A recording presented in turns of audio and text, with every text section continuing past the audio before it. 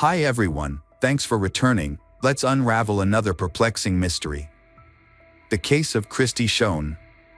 Cristie Schoen was born on September 3, 1976, in Madrid, Spain, to American parents who served in the United States military. Due to her father's military career, Cristie spent her childhood moving between different locations in Europe. Her family eventually settled back in the United States. Cristie began school in New Orleans, Louisiana, but her education was moved around frequently due to her father's military career. She briefly attended schools in Texas and Illinois before moving to Latin America, where she lived for several years. Such a nomadic lifestyle had its benefits, as Cristie spoke multiple languages from a young age and had the opportunity to experience the cultures and traditions of other countries. However, during her teenage years, she faced challenges integrating into new groups and making friends in new places. This constant change helped her develop exceptional communication skills. As a result, she easily made friends with people from different backgrounds and gained a reputation as a kind, outgoing, and charming young woman. Cristie was also an active and healthy person, participating in various sports from a young age, such as gymnastics, swimming, and kickboxing. After graduating, her family eventually settled in Beloit, Mississippi, where her father had retired from the military. This stability helped Cristie form lasting friendships and discover new interests, especially cooking. Cristie discovered a passion for cooking and spent a lot of time experimenting in the kitchen, creating dishes that were praised by everyone. Her passion for cooking motivated her to pursue further training, and she completed culinary courses to hone her skills.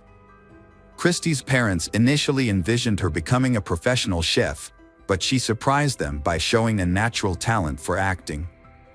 With a strong passion for the arts, she enrolled in an acting academy and moved to Los Angeles to pursue her dream. Upon arriving in Los Angeles, Cristie discovered the many opportunities that were waiting for her. She used her intelligence and determination to establish herself in the industry. Her early experiences included appearing in commercials, performing on stage, and working as an extra or stunt double in major Hollywood productions. One of her first notable roles was a small role in the Terminator series, which required her to perform physically demanding stunts. Despite graduating from the Acting Academy in 2000, Cristie has yet to secure any major or memorable roles. Despite her striking looks and obvious talent, she later decided to focus on her cooking and athletic skills. Cristie gained widespread recognition after appearing on several popular culinary television shows. Her appearance on the next Food Network star placed her in the finals, but unfortunately, she did not win due to mixed reviews from the judges for her unique dishes. Despite this, Cristie gained attention and built a significant following on social media, where thousands of people follow her life and culinary creations. She actively promotes healthy living, giving advice on proper nutrition and even developing her own exercise routines to maintain good fitness. About a year later, Cristie launched a catering company that caters to events and sells prepared food products. What sets her business apart is her focus on healthy eating, with menus featuring her own unique recipes. Cristie soon considered taking her business to the next level by starting a farm that grew healthy, sustainable produce. This would allow her to expand her catering services and continue her commitment to healthy eating. Additionally, she began teaching online nutrition courses and pursuing other projects in the field. Cristie met Joseph Timothy Codd, also known as JT, in 2012 at a studio in Los Angeles. Joseph was a casting director working on a popular cooking show that Cristie wanted to be on. They connected immediately. At the time, Joseph was nearly 7 years older than Cristie, had been married before, and was in the process of getting divorced. He was captivated by the attractive blonde's beauty and charisma, and he began pursuing her romantically. Cristie returned his interest, and they soon began a relationship. As their relationship grew, Joseph shared and supported his partner's ideas, and together they began working on their own farm project. Soon after, the couple decided to leave Los Angeles and move from Sun, California to North Carolina. To fund their new venture, they sold Cristie's catering business, and Joseph sold his Hollywood home, using the proceeds to buy a large lot in Lear. Their new property included a spacious home and nearly an acre of land to make their dream a reality. Joseph continued his work with television channels, but switched to working remotely, while Cristie focused on growing her blog about healthy living and nutrition. The couple had a very harmonious and loving relationship. After deciding to take their love to the next level, they got married in August 2014 in a lavish ceremony attended by hundreds of guests, including family members, friends, colleagues, neighbors, and fans. The couple was extremely happy and had big plans for their future. Just 3 months after their wedding, Cristie became pregnant, and the couple was overjoyed and happy. During an ultrasound scan after the new year, the doctor confirmed that they were having a baby girl. Shortly after, Cristie shared the news with her mother over the phone, mentioning that they had chosen the name Skylar for their child. The pregnancy went smoothly and everything seemed to be falling into place. When Cristie was 5 months pregnant, troubling events began to occur. In the days leading up to her disappearance, Cristie had been keeping her distant parents updated on her well-being through frequent phone calls, sometimes as long as an hour. However, on March 13, 2015, Cristie's mother was unable to reach her daughter, but she initially didn't think much of it. The next day, Cristie's mother tried to contact her and her husband, Joseph, again, but her calls went unanswered. Her attempts to reach her son-in-law were also unsuccessful. When both phones were turned off on March 15, Cristie's mother became increasingly concerned. Since Cristie and Joseph's families lived far away, they could not easily verify that everything was okay at their children's home. Therefore, Cristie's mother decided to contact Cecily, a trusted friend of her daughter who lived in the area, to have her check the house. When she arrived at Cristie's house, the friend noticed that both husband and wife's cars were parked outside, but the front door was locked. Despite knocking and shouting, there was no response. This, combined with the couple's phone being unreachable for 3 days, raised significant suspicion. Cecily saw the couple's dogs locked inside the house through a window, which was unusual as they never left them alone. Cecily walked around the house and discovered that the back door lock had been broken, indicating a possible break-in. She immediately called Cristie's mother, who then contacted the police. Upon arrival, footage confirmed that the back door had been broken into and found a disturbance inside indicating someone had been searching for something. Several valuables had been stolen, including a jewelry box belonging to the homeowner and items from a safe that had been broken into in the couple's bedroom. However, there were no signs of a struggle or evidence that the couple had been held or taken by force. The perpetrators had acted very discreetly, leaving no fingerprints or DNA.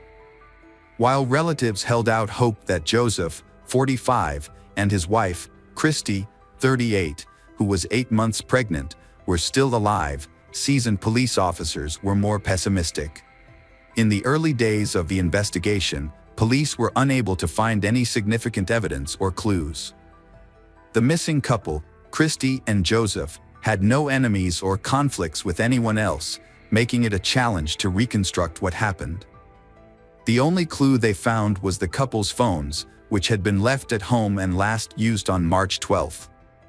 Although the devices ran out of battery the next day, they still had records of incoming calls. Police decided to interview the couple's neighbors to see if anyone had noticed anything unusual recently. That's when an interesting detail emerged. A neighbor who lived across the street reported seeing another local resident, later identified as Robert Jason Owens, 36, throw a large bundle into a dumpster near the couple's home on the morning of March 15. The neighbor initially thought little of it, but after learning about the couple's disappearance, he decided to share the information with the police. However, by the time the police received the information, the trash had already been taken to the landfill. Before searching the landfill, the police wanted to speak with Robert. After investigating the information, the police learned that he lived in the same neighborhood, knew the couple, and was even considered a close friend of the family. Robert was a handyman who had helped Cristie and Joseph when they first moved into their new home. At first, there was nothing suspicious about Robert's relationship with the couple. However, upon further investigation, other locals described Robert as a strange and unpredictable person, raising suspicions about his possible involvement in the couple's disappearance. Robert was called to the police station on March 16 for questioning about the missing couple. Initially, he denied any involvement in the couple's disappearance and claimed to know nothing about the bundle in question. Since he did not confess to anything and there was no solid evidence, there was not enough to charge him. Things changed that evening when police found a large bundle of belongings in a landfill. Inside were items from the missing couple's home. Police also found Robert's fingerprints and DNA on some of the couple's partially burned clothing. A blood-stained blanket and bedsheets from their home were also found in the bundle. This evidence confirmed police suspicions that Cristie and Joseph were no longer alive. Those suspicions were dispelled when police searched Robert's home and found charred human remains in his wood stove. This discovery led to Robert being named a suspect in Cristie and Joseph's deaths. Despite Robert's initial denials and inconsistent statements, he eventually confessed to the crime after hours of questioning. However, he claimed that the incident was accidental. According to Robert, on the evening of March 12, he visited Cristie and Joseph's home after getting stuck in the mud while trying to avoid hitting a dog with his car. He asked them to help push the car out, and Cristie and Joseph agreed. While they were pushing the car, Robert claimed that he accidentally pressed the gas pedal instead of the brake pedal, causing the car to hit and run over the couple. Terrified by what he had done, Robert chose not to report the incident to the police, fearing that he would be charged with intentionally taking their lives. Instead, he attempted to cover up the crime. Robert claimed that he returned to Cristie's home through the back door and took a blanket from the bedroom. Using these blankets, he wrapped the bodies of his victims, whom he was not sure were actually dead, and placed them in the back of his pickup truck. He then drove the bodies back to his home, where he dismembered them with a saw and a hatchet in the bathroom. To dispose of the remains, Robert burned the body parts piece by piece on his stove. However, instead of burning the victims' blood-soaked clothing and personal belongings, he packed them into a garbage bag and threw them in the trash, assuming they would end up in a landfill and never be found. After disposing of the bodies, Robert broke into Cristie's home himself, stealing money and valuables to create the appearance of a burglary. Robert's brutal treatment of the victims' bodies, as well as his unsettling calmness in describing the incident, shocked even experienced police officers. Police discovered a saw and an axe at his home, both covered in blood, skin, and bone fragments from the deceased. What was particularly shocking was that Robert made no attempt to clean or conceal the tools of his crime, believing that he had nothing to do with the crime scene, having avoided leaving any evidence at the victim's home.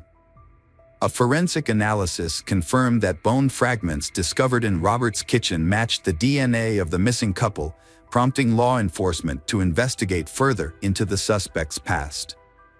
Robert Owens, a loner, was unmarried and had no children. He also kept his distance from his relatives.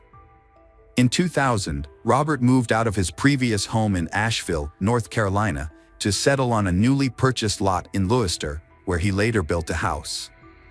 As police investigated further, they found a connection between Robert and an unsolved crime that had occurred 15 years earlier in Asheville.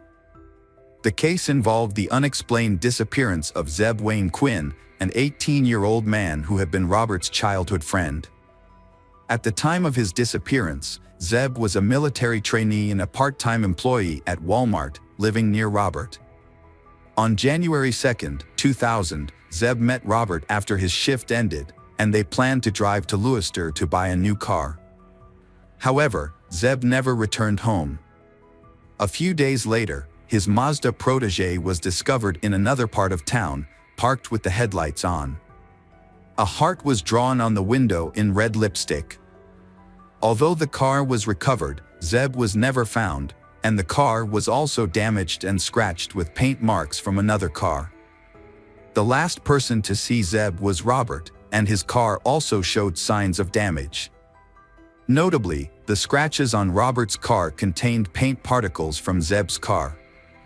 Robert told a strange and unbelievable story. As soon as they walked towards Louisiana, Zeb blinked at Robert to stop. Zeb said he had received a message on his pager and needed to use a public phone urgently. He asked Robert to wait and drove to the nearest gas station but returned after 10 minutes. Zeb appeared panicked, said their plans had changed, and drove off in an unknown direction, in the process crashing into Robert's car. It was also discovered that Zeb, who was romantically involved with a woman named Misty Taylor, whose ex-boyfriend, Wesley Smith, had threatened Zeb with harm if he did not stop seeing Misty Taylor. Wesley and Robert were questioned in the case, but due to lack of evidence, all three were released. Additionally, Misty and Wesley had alibis, while Robert did not. After investigation, a large sum of money and a pager were missing from Zeb's car. Police suspected the pager might be a false lead, and there was never any evidence that the message was sent. A phone call was made to Walmart the day after Zeb went missing from the Volvo plant where Robert worked, saying that Zeb would be out sick for a few days. However, the voice on the phone sounded strange to Zeb's coworkers. Despite further investigation, no new evidence or witnesses were found, leaving the case unsolved and Zeb listed as missing. 15 years later, Robert was again questioned as a suspect in Zeb's disappearance. The Zeb Wayne Quinn case was reopened in June 2015, but hopes of finding new information were low. When questioned again, Robert repeated the story he told in 2000, without providing any new clues. However, the police decided to conduct a thorough search of his property. The investigation led them to an unexpected discovery: a walled-off cavity inside a detached concrete slab at Robert's home. Inside, they found small, heavily charred human bone fragments, but unfortunately the remains were too damaged for DNA analysis to definitively determine whether they belonged to the missing Zeb. Interviews with a neighbor revealed new information that helped shed some light on the situation. An elderly man who lived nearby recalled a strange incident that occurred in January 2000. At the time, Robert had just purchased the land and was starting to build his house. One evening, Robert lit a fire that emitted a strong odor. The smell was so nauseating that it blew toward the neighbor, making him nearly sick. The neighbor even approached Robert to express his concerns about the smell. Shortly after the incident, the fire pit was filled with concrete, which seemed unusual. Robert mentioned that he had plans to build a small fountain at that location, but he never carried out the plan.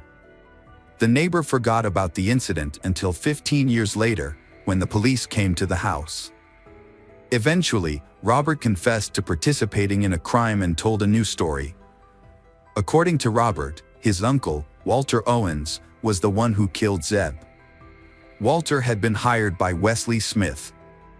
Wesley apparently still had feelings for Misty, Zeb's girlfriend, and wanted to get rid of Zeb. Robert claimed that he was unaware of his uncle's plans and was only told to take Zeb to a secluded location. When they reached a wooded area, Robert's uncle ordered them to stop the car and forced Zeb to do so. When Zeb got out of the car, Walter shot and killed him quietly. After the murder, Walter instructed Robert to help him cut up Zeb's body, package it, and then burn it in Robert's yard that night. The body was then encased in concrete. Walter Owens could not be questioned, as he had died several years before Robert's chilling confession. Furthermore, no evidence was found at the crime scene, and Robert's story was not confirmed. Robert initially faced serious charges, including first-degree murder in the deaths of Joseph Timothy Codd and his wife Cristie Schoen, fetal homicide, dismemberment, concealment of evidence, burglary, and robbery. These charges could have resulted in the death penalty. However, it was discovered that Robert had a long history of struggling with depression and psychosis, for which he was taking strong medication. His attorney used this information as the basis for his defense. In 2017, Robert Jason Owens accepted a plea deal, admitting to murder in exchange for avoiding the death penalty. As a result, he was convicted of second-degree manslaughter, dismemberment and burning of a body, burglary, and robbery. In total, he was sentenced to 59 years in prison. In 2022, Robert entered into another plea deal with the police, this time in connection with the case of Zeb Wayne Quinn. However, he only admitted to complicity in the murder and assisting in concealing evidence of the crime. He was sentenced to an additional 12 years in prison, on top of his existing 59-year sentence. During his sentencing hearing, Robert addressed the court and begged forgiveness from the victims' families. Despite his earlier admissions, Robert maintained that the killings were accidental rather than intentional. He blamed his mental health and the strong medication he was taking for impairing his judgment. The victims' families were not convinced by his claims of inadvertence. They refused to accept that the killings were accidental and instead believed that Robert had acted deliberately and with selfish motives. Hi everyone, thanks for returning. Let's unravel another perplexing mystery. The case of Courtney Holden. Courtney Holden was born on February 28, 1992. When she was 2 years old, she was sent to an orphanage. Life there was not happy, not only for Courtney but for all the other children. Every day at the orphanage began with a prayer. Children of all ages prayed to the Almighty to give them a family and a happy life.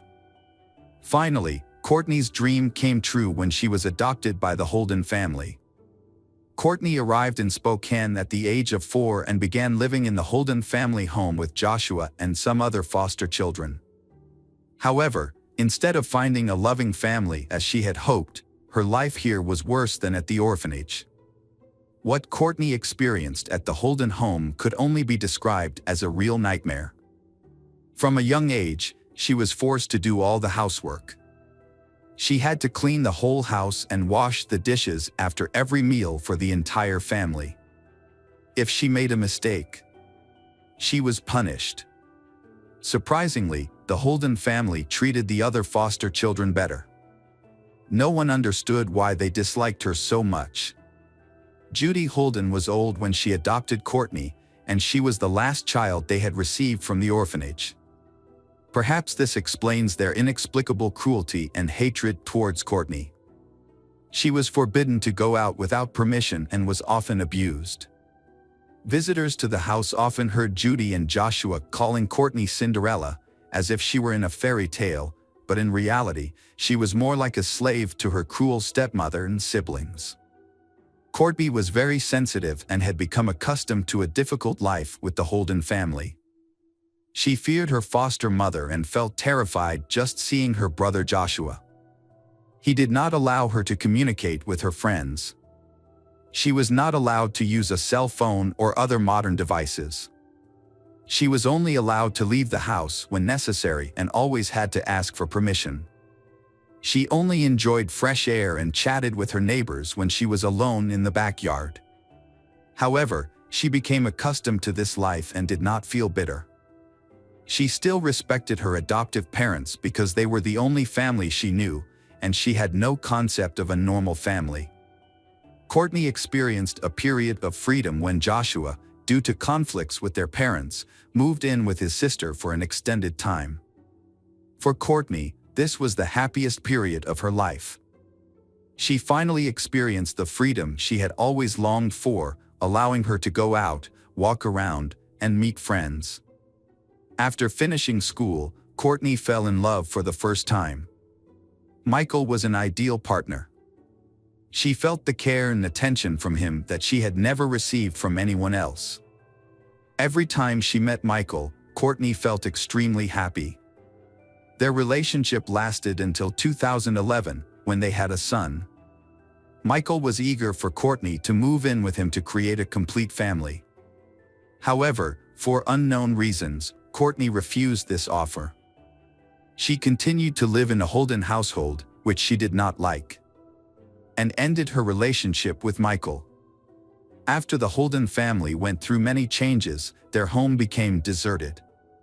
The adopted children grew up and left, and John Holden, Courtney's adoptive father, was passed away. For a while, Courtney lived with her adoptive mother, Judy, and sometimes her son Joshua was allowed to visit with Judy's permission.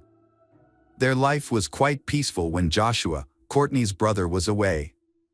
However, after their father died in 2014, Joshua returned and began causing trouble for the family. He installed many surveillance cameras around the house on Hero Avenue, near Rogers High School in northeast Spokane.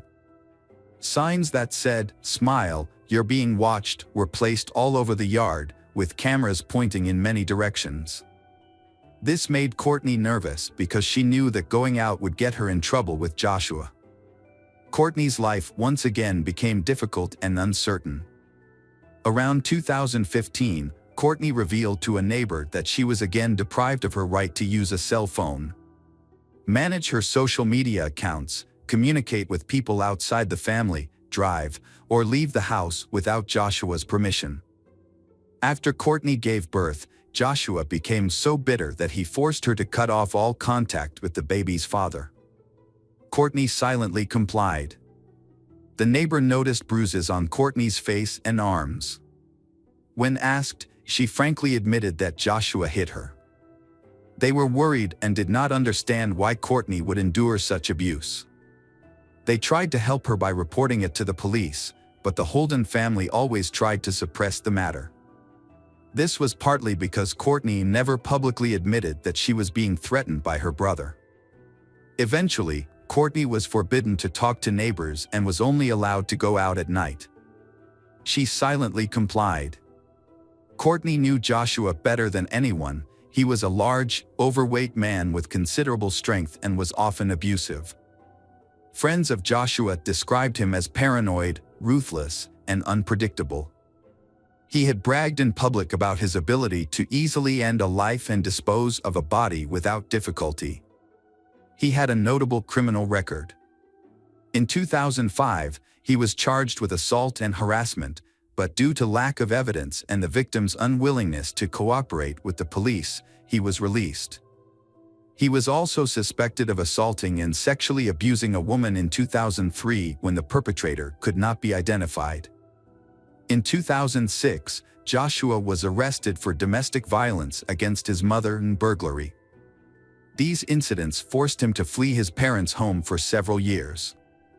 After returning, Joshua became more violent. He kept complete control over Courtney. She largely cut off contact with her friends, saying she was afraid to go out for fear that Joshua would find out and make things worse. A friend kept in touch with Courtney every day on Facebook until Joshua found out. In her last message, nearly 2 years ago, Courtney said, "I have to go. Joshua is coming home soon." After that, her account has since been permanently deleted. Those who know the Holdens say the family's relationship is unusual. They are surprised that Courtney's child calls Judy mom and Joshua dad, while only calling his biological mother by her first name. This has led some to suspect that Joshua may be the child's biological father. Neighbors and acquaintances have criticized the Holdens' odd lifestyle and antisocial behavior, and have tried to stay away from the house.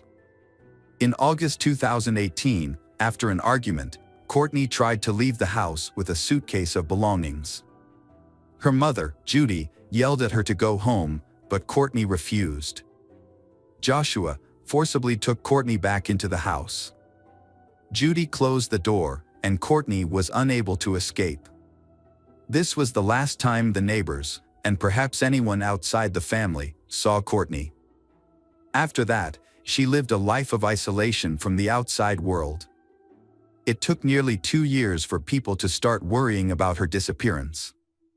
In October 2019, Michael expressed concern about not seeing her for nearly 2 years.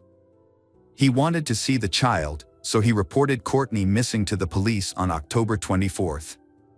The police went to search Holden's house and were surprised to find Courtney was not there. Joshua and Judy refused to cooperate. Judy only allowed the police to look through Courtney's room and then told them to leave. A search dog was used but found nothing. The Holdens claimed that Courtney had abandoned her child and run away. However, they could not explain who was withdrawing Courtney's Social Security benefits and using her electronic food stamps. On the day the police searched the house, Judy and Joshua withdrew the remaining $600 from Courtney's bank account. The next day, a woman claiming to be Courtney called the National Crime Information Center, saying she was safe and did not want to be searched. Police traced the call and found that the woman was Courtney's half-sister. Joshua and Judy later gave conflicting explanations for Courtney's disappearance. They said she ran away with a truck driver and then with a secret lover. Courtney's absence, along with the changing accounts of those who lived with her, made it clear that the Holdens were hiding something. In late October 2019, Joshua and Judy Holden abruptly left Spokane, leading detectives to suspect they were involved in Courtney's disappearance. They were found in Texas, at the home of one of Judy's adopted daughters. Authorities were able to charge them with withholding Courtney's welfare and identity theft, leading to their arrest in Texas. In early October, the Spokane Police Department wanted to check on Courtney's status. The case quickly became a missing persons investigation, which was assigned to Major Crimes Detective Randy Lesser. Courtney was officially declared missing. Alerts were sent to all states, and the media picked up the story, triggering a widespread search. When police and detectives went to check on her home, Joshua and Judy Holden have continued to refuse to cooperate with the investigation. Beside that, Randy told the vet he was worried Courtney might be dead and mentioned he was particularly concerned about Joshua's history of violence. Joshua had been charged with assault in the past, but the case was dismissed when the victim stopped cooperating with prosecutors. Investigators are now gathering DNA evidence and court records from that case, which show Joshua was also suspected in another attack in 2003. Neighbors and family described Joshua as mentally unstable, cruel, and diagnosed with paranoid schizophrenia. One neighbor revealed that Joshua was unemployed and that Judy feared him. The neighbor said Joshua and Judy often bragged about how they had eluded the police. Joshua also claimed that killing and hiding a body was easy. Especially when you have kids, you can't just disappear, said Detective Randy. Courtney was also described in court records as a devoted mother who never abandoned her children. For more than 18 months, Courtney was confined to her home and was not allowed to leave. Joshua and Judy gave neighbors and relatives various excuses for her absence, from traveling with her truck driver boyfriend to running away with her fiancé. At one point, they said she was home but not available to receive visitors. When Randy visited their home in early October, Judy claimed that Courtney had just returned home a few days earlier and was taking a walk with her son. However, when asked for her phone number, Judy slammed the door. The police then forced her to let them in to check Courtney's room. According to Randy, Judy appeared very nervous about the situation. According to Randy's court records, the house was extremely messy with items piled everywhere, including on the kitchen counter. Courtney's room was also in disarray, with an empty mattress. Randy commented that it appeared that no one lived there. At one point, Judy panicked. When Randy asked to check the rest of the house for Courtney's child, Judy ordered the investigators to leave. Later that day, a neighbor informed Randy that they had seen Joshua, Judy, and one of Courtney's sisters leave in a truck, along with a child. Detective Randy also became suspicious that Courtney, who suffered from a chronic illness, had not seen a doctor since October 2017. She received her last prescription in July 2017, although she had been taking her medication for months before she disappeared. Despite gaps in her medical records, money continued to be withdrawn from Courtney's bank account each month, and her EBT card was used to purchase groceries. Surveillance footage confirmed Joshua and Judy shopping with a small child. They was also caught on camera withdrawing the remaining money from Courtney's bank account on the day she was declared missing in early October. On October 24th, Joshua and Judy left the home. When police arrived to execute a search warrant, Randy noted that they discovered the DVR from the security camera system had been removed, and the family's 6 pets were also missing. By mid-November, Joshua and Judy's cell phone numbers had been canceled. However, that same day, 2 new phone numbers with Texas area codes were activated on their accounts. About a month after the Holdens moved out, a neighbor called the police to report activity at the house. It was actually one of Judy's daughters and her husband, who had flown in from Texas to check on the property. They said they hadn't seen Courtney in 2 years and that Judy was retired. However, there were inconsistencies in their information.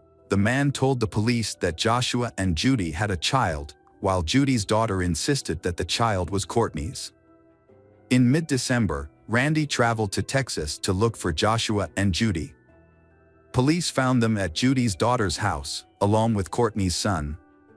Joshua and Judy Holden were arrested on multiple charges: identity theft, interference with child custody, unauthorized use of Courtney's bank account, and concealment of her child. The child was found safe and returned to his father.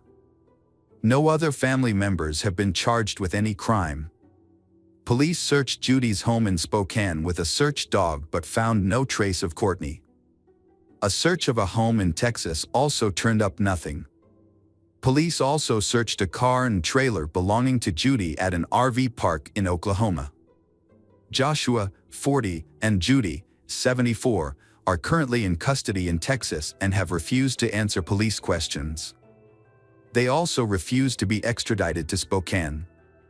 With insufficient evidence to prove their involvement in Courtney's disappearance, it is likely that Joshua and Judy will be released. This is perhaps one of the most mysterious disappearances ever. I have 4 notebooks full of different information, Randy said of the month-long investigation. Judy and Joshua continue to maintain that they had nothing to do with Courtney's disappearance, while police believe she is likely dead but have unfortunately not been able to prove it. Domestic violence experts point to a number of factors as to why cases like Courtney's are not always reported. One is the societal assumption that someone else will take care of it. According to Morgan Kern, Director of Counseling and Outreach at the YWCA, fear of retaliation can also be a factor. And people sometimes view it as a family issue, something to be dealt with at home. Although Judy and Joshua have been accused of multiple acts, they have not been charged directly in Courtney's disappearance. However, many still suspect they knew what happened. Joshua not only had a history of aggression but had also claimed to be capable of killing and hiding a body from the police. Investigators believe Courtney is dead, but no suspects have been arrested in the case.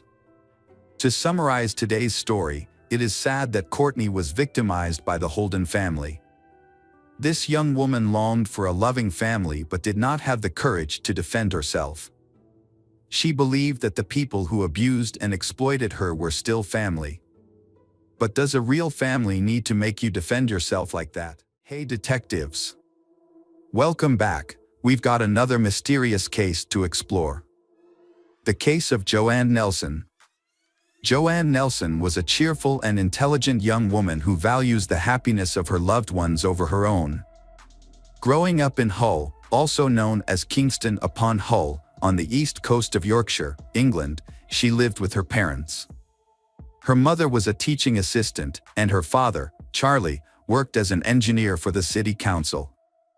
Joanne has a bubbly personality and excels both academically and socially. She is active in sports, enjoying netball, racquetball, and swimming. Although she is happy, she always dreamed of having her own family. Joanne originally pursued a career in medicine but found the role of a nurse difficult. She considered working abroad but eventually chose to work at a job center in Hull to be closer to family and friends. Joanne enjoys helping people find jobs and improve their skills, finding fulfillment in improving the lives of others. One day Joanne meets Paul. Before meeting Joanne, Paul had been in a number of serious relationships. In 1993, during his college years, he dated Carrie Thompson. Their relationship was short-lived, but Carrie reported Paul's violent behavior to the police. During arguments, he became violent, punching walls and assaulting Carrie. In 1999, Paul met Jenny Mary Clark. They married just 2 weeks after meeting, but their marriage quickly became a nightmare. On their wedding night, Paul attacked Jenny, and the abuse continued. He even choked her until she passed out. Despite these problems, Paul and Jenny decided to have children. Their daughter, Chloe, was born in 2000, and Paul and Jenny divorced shortly thereafter. When Chloe was 5, Jenny met Joanne and immediately recognized the challenges Joanne would face with Paul, as she seemed too naive to deal with such a difficult man. In 2002, Paul ended his relationship with Jenny and began dating Joanne Nelson. Their relationship began on the streets, where Paul worked as a bouncer in bars and clubs. At 27, he was experienced in relationships, while Joanne, 19, was just entering adulthood. Despite the age difference, they found support in each other, both seeking independence from their parents. Initially, they lived with Paul's mother before eventually buying their own home. However, their happiness gradually faded. Their arguments and conflicts increased. For Joanne, everything became too mundane and boring. Their differences began to strain the relationship. For example, she loved to be neat, while Paul was indifferent to it. On February 14, 2005, Joanne did not show up for work, which was unusual and worrying. On Valentine's Day 2005, Joanne Nelson mysteriously went missing. Paul was the one who reported the matter to the police. He claimed that he last saw Joanne when she was sleeping, then he left home and went to work. When he returned home, she had disappeared without a trace. Joanne, then 22, disappeared, leaving her family and friends extremely worried. The situation became even more confusing when she missed the funeral of her best friend's father and did not wish her younger sister Katie a happy 19th birthday. After the police declared Joanne missing, a large-scale search operation was launched, involving many law enforcement officers, the military, and volunteers. Since Joanne's disappearance, Joanne's father has been suspicious of Paul. Meanwhile, Katie finds it hard to believe that Paul is involved in this case because Paul has been actively involved in the search for Joanne. Paul has been working with volunteers and Joanne's family and friends. He also gave interviews to the press without the permission of Joanne's family. In a phone conversation with a reporter, Paul claimed that he had nothing to do with Joanne's disappearance. Paul asserted that his love for Joanne was real and that he could not harm her. However, a facial expression expert, Cliff, analyzed Paul's behavior during a television interview and found several suspicious signs. First, Paul did not close his eyes when talking about Joanne, which is not common for a grieving person. Second, Paul did not try to shed tears when talking about his lover. These unusual behaviors made people question whether Paul's words were truly sincere. Paul, the man who was involved in Joanne's disappearance, was eventually arrested after his mother disclosed information about his actions to the police. When questioned, Paul confessed that he had killed Joanne during an argument on Valentine's Day 2005. He said that the argument stemmed from Joanne constantly criticizing him for not doing his chores, especially when she asked him to help her wash her clothes, which angered him. When Joanne announced her plans to leave and forced him to sell the house, Paul became even angrier. In a fit of rage, Paul killed Joanne with his bare hands.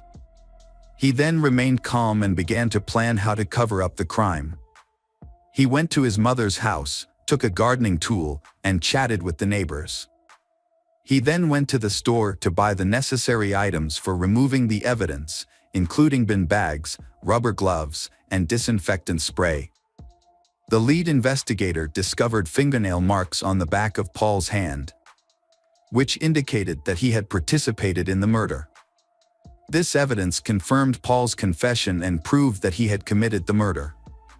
Surveillance videos from a store near the scene of the crime showed Paul acting surprisingly calmly. Using the items he had purchased, he bound Joanne's hands and feet, stuffed her in a bag, and secured it with duct tape. He then carried her body to her car in broad daylight. After Paul hid Joanne's body in the car, he went to fill up with petrol in High Halden. He then drove about 75 miles to Bradbury Woodland, a remote forest near Winteringham in North Yorkshire. There, he carried Joanne's body for about 250 yards until he found a suitable place to bury her, among pine trees. He used branches to cover up the small hole where her body was buried. To cover up the crime, before going to work, Paul made a fake phone call to Joanne to deflect suspicion. The next day, he continued his daily life without showing any remorse for his heinous actions. Paul showed a frightening coldness by concealing his crime and continuing his normal life. After his confession, Paul said he did not remember exactly where he buried Joanne. However, he remembered that he buried Joanne in a metal gate and that there were some green bottles nearby. Detective Higgins said this information was very useful for the search. Because of Paul's suggestions, the police were able to start organizing the search by following a route through the woods. The search for Joanne lasted about 6 weeks and involved many people, including units from 3 counties working together on this grueling task. After 39 agonizing days of waiting, a team of detectives led by Ray Higgins finally found the remains of Joanne, 22, in Bransby near York. They followed Paul's description slowly. After walking about a quarter of a mile, they came upon a hole in the woods. Here they found a rubbish bag with what looked like a leg inside. It was Joanne's body wrapped in the bag. Paul, known for his history of sexual violence against women, kept his dark secrets hidden from Joanne's family and the public until the trial. At the time, he claimed to have mental health problems while working as a bouncer at the club. People who knew him from the gym said he often caused trouble at clubs and bars. The family later discovered that Paul had been taking steroids in an attempt to become a bodybuilder. Friends said he had previously been an alcoholic and that his rages may have been steroid-induced. Paul attended Sydney Smith School, then Hull College, where he completed a degree in civil engineering. He went on to study at Bishop Burton College, where he completed a degree in horticulture. Paul lived in Saudi Arabia, working with his father, Peter Dyson, in the maintenance industry. He also gained experience as a gardener and later worked as a mechanic for Pinal. From December 2004, Paul worked at Byam Timber on Somerton Road as a timber cutter until his arrest. At 15, he met Colin Allen, a martial arts expert, and they became friends. Paul confessed to the murder to Colin, leading to his arrest. Friends said he had a distorted view of himself, seeing himself as charming and attractive to women. He often used his job as a security guard to approach girls from higher social classes. On the first day of the trial, November 7, 2005, Paul surprised the entire courtroom by pleading guilty. Joanne's family was completely shocked by the confession, as they had anticipated a long, intense trial. When Paul pleaded guilty, Joanne's family said yes in unison. Afterwards, he simply looked straight ahead or kept his head down, avoiding looking at Joanne's relatives and the police. He showed no emotion on his face, even as the charges were announced. His lawyer, Harry Barl, told the court that there was no excuse for his actions. On November 8, nearly 10 months after the murder, Paul was sentenced to life in prison with a minimum of 16 years to serve. Surprisingly, in November 2019, after just 14 years, Paul, then 45, was transferred to an open prison and released on day release. The reason was that the parole board found that Paul had actively participated in a self-awareness development program and successfully completed a social improvement program. The easing of Paul's detention conditions and his day release caused deep emotional distress for Joanne's family. Katie, Joanne's sister, expressed to the media that they felt lost and unsure of how to handle the news. Paul's release brought back painful memories of Joanne's death, and the family believed he did not deserve a reduced sentence for his actions. Katie emphasized that Paul's crime was serious and premeditated, making his early release a challenging ordeal for the family. They fear he might return to their city of Hall and commit further harm, as they have been unable to secure a restriction order against him. Although there is no confirmed information about Paul's return to the city, he remains under probation supervision. Any violation of his terms or the law will result in his return to prison.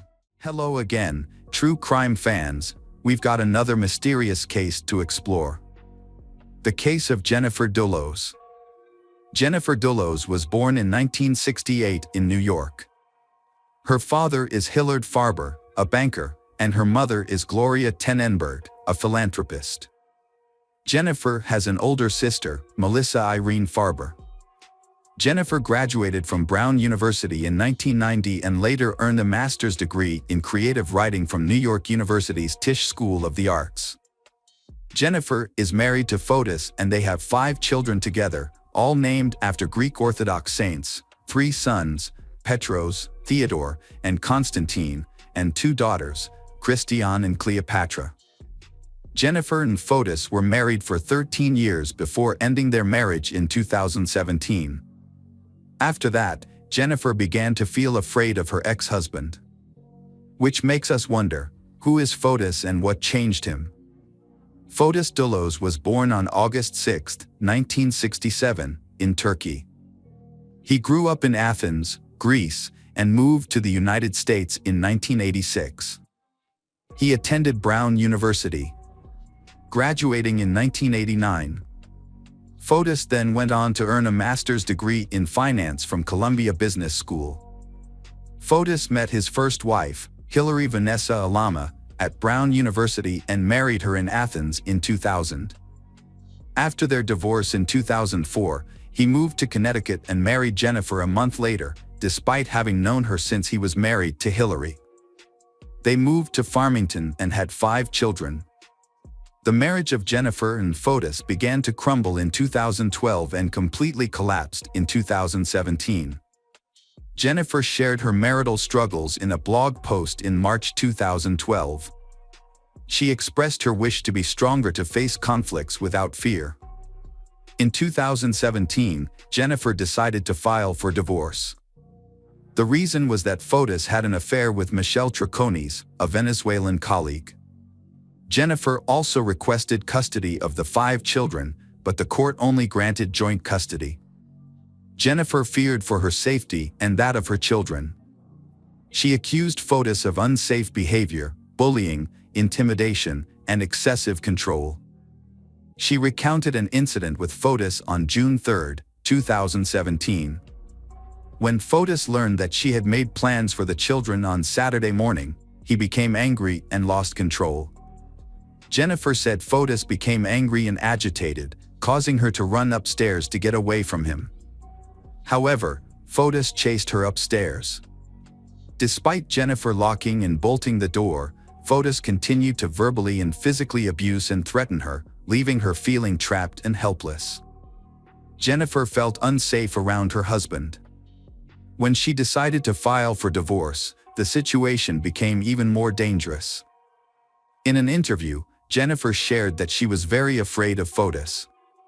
She realized that her desire for a divorce had deeply angered Fotis, and she feared that he might retaliate by causing her harm. Jennifer revealed that when she filed for divorce in May 2017, Fotis threatened to kidnap and harm their children if she did not accept his divorce terms. Fotis even purchased a gun that year. In 2018, Jennifer filed for emergency custody of the children. During the trial, the court found that Fotis had violated multiple court orders. Finally, Jennifer was awarded primary custody of the children. Fotis was only allowed supervised visits and phone calls were monitored.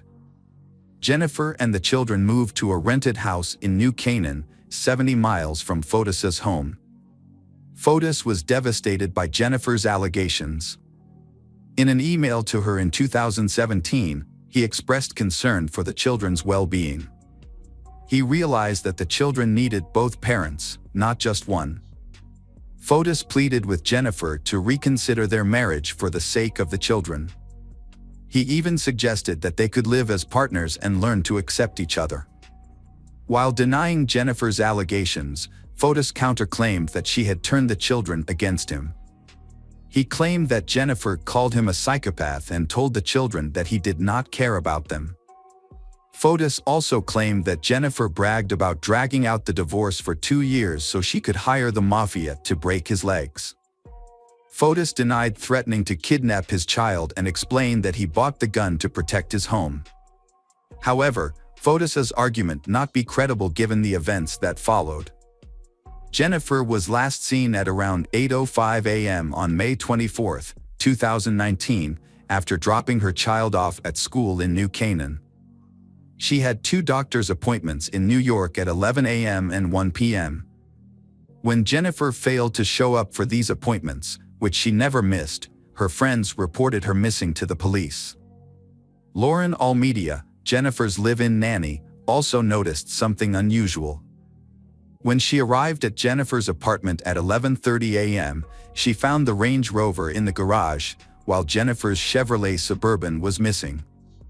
However, Lauren did not notify the police until 7 p.m. Jennifer's prolonged and unusual absence, along with her failure to notify anyone of her departure, raised serious concerns for her safety. After receiving disturbing reports, the police investigated and searched Jennifer's New Canaan home. The results of the search shocked everyone who cared about Jennifer. They found blood stains in the garage, on the walls, on the doors, and on the outside of the Range Rover. Inside the home, there were scattered blood stains in the kitchen, and most notably, blood from both Jennifer and her husband, Fotis. This discovery raised suspicions that Fotis may have murdered his wife. The police investigation found that Fotis was present at Jennifer's home on the day she went missing.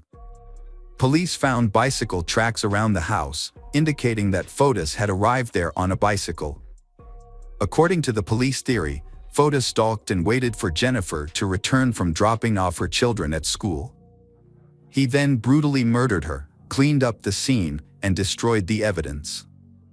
A neighbor's security camera recorded a Chevrolet Suburban leaving Jennifer's home at 10:25 a.m. Police believe Fotis was the driver of the vehicle. Police alleged that Fotis hid Jennifer's body along with items used to clean up the crime scene in his vehicle.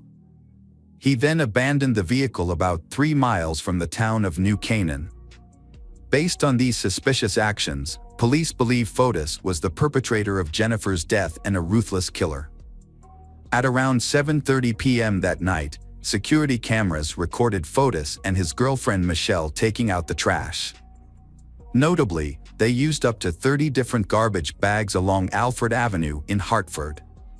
When police searched the garbage bags, they found several suspicious items in the trash bags, including toiletries, bloody clothing, and used gloves. Blood on the clothing matched Jennifer, while Fotis' DNA was found on a glove and a garbage bag. These findings confirmed police's initial suspicions that Fotis was involved in Jennifer's disappearance.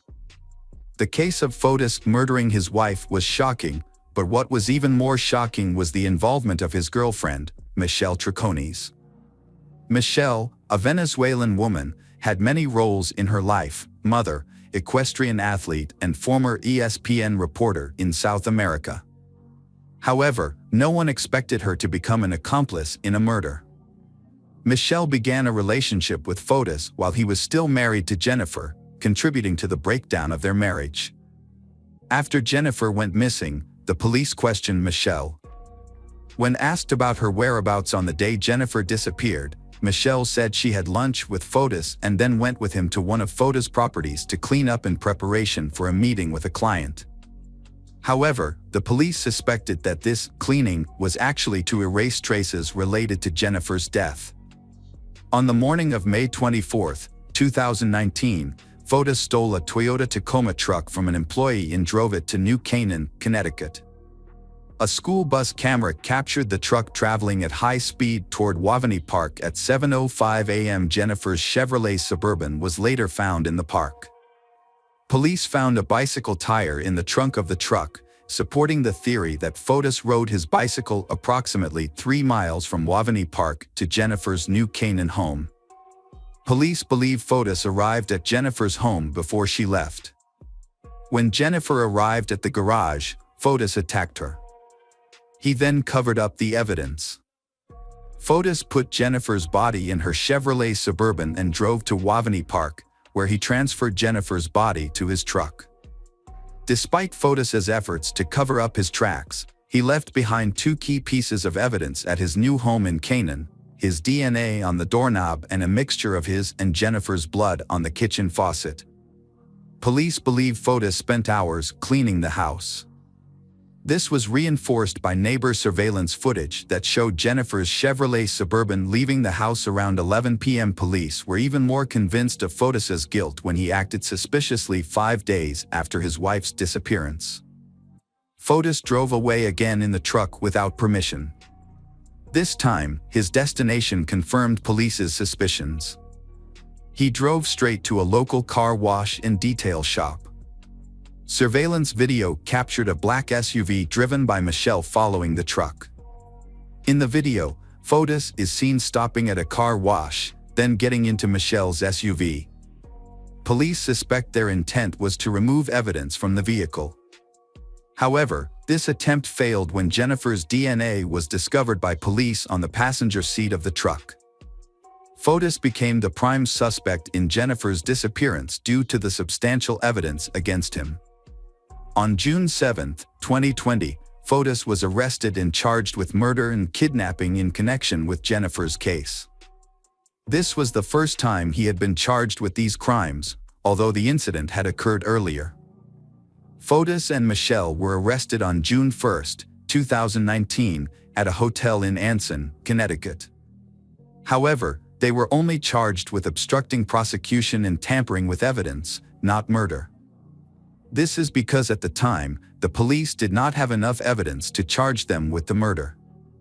While many may think that Fotis should have been arrested earlier on more serious charges, this only happened after the police gathered more evidence. Both Fotis and Michelle pleaded not guilty. Fotis hired attorney Norm Pattis to defend him. Norm was convinced that Jennifer was dead. Initially, Fotis and Michelle were released. However, in September 2019, they were arrested again on charges of tampering with evidence and obstructing justice. In October 2019, Fotis appeared in court to contest the charges against him. The judge said he would carefully review the case, listening to arguments from both the prosecution and the defense. During this time, Jennifer and Fotis's 5 children lived with their grandmother. The children's grandmother was granted temporary custody by the court. In January 2020, Fotis was arrested and charged with murdering his ex-wife in a Waterloo courtroom. At the same time, his girlfriend, Michelle, was also arrested for attempted murder. After his arrest, Michelle distanced herself from Fotis. In an interview, she admitted that she had made a big mistake in trusting Fotis. Before the incident, Michelle reportedly moved out of Fotis' $5 million home in Farmington with her daughter. Kent Douglas Mawani, a former lawyer and friend of Fotis, was also arrested and charged with attempted murder. Police aggressively arrested him. They believe Kent helped Fotis and Michelle create an alibi for the morning of Jennifer's disappearance. During the same period, Kent also faced charges of rape against his wife. He was divorced from his wife, and the situation became even more tense after he was arrested in connection with Jennifer's case. Kent's wife felt her life was in serious danger. Kent's wife reported to the South Windsor Police Department that her husband was plotting to kill her with the help of Fotis. During the investigation, police discovered that Kent was a member of the East Granby Gun Club, a local hunting group. Police were notified that a human grave had been found on land associated with the club. After searching the property, police made a suspicious discovery: a shallow grave on the secluded property. Police found 2 bags of lime and a blue tarp in the grave, but no body. They suspect that someone had dug up the grave. Although the suspects have been arrested, Jennifer's body has not been found. Her family is devastated. Although justice is imminent for their daughter, they acknowledge that arresting Jennifer's killer will not bring her back, so the family's grief will never be completely gone. Fotis was set on $6 million bail on January 8, 2020. He was released the following day, but is due back in court on February 8, 2020. Michelle was also released on bail. Kent was initially set on $2 million bail, but it was later reduced to more than $200,000. He was released on bail on October 19, 2020.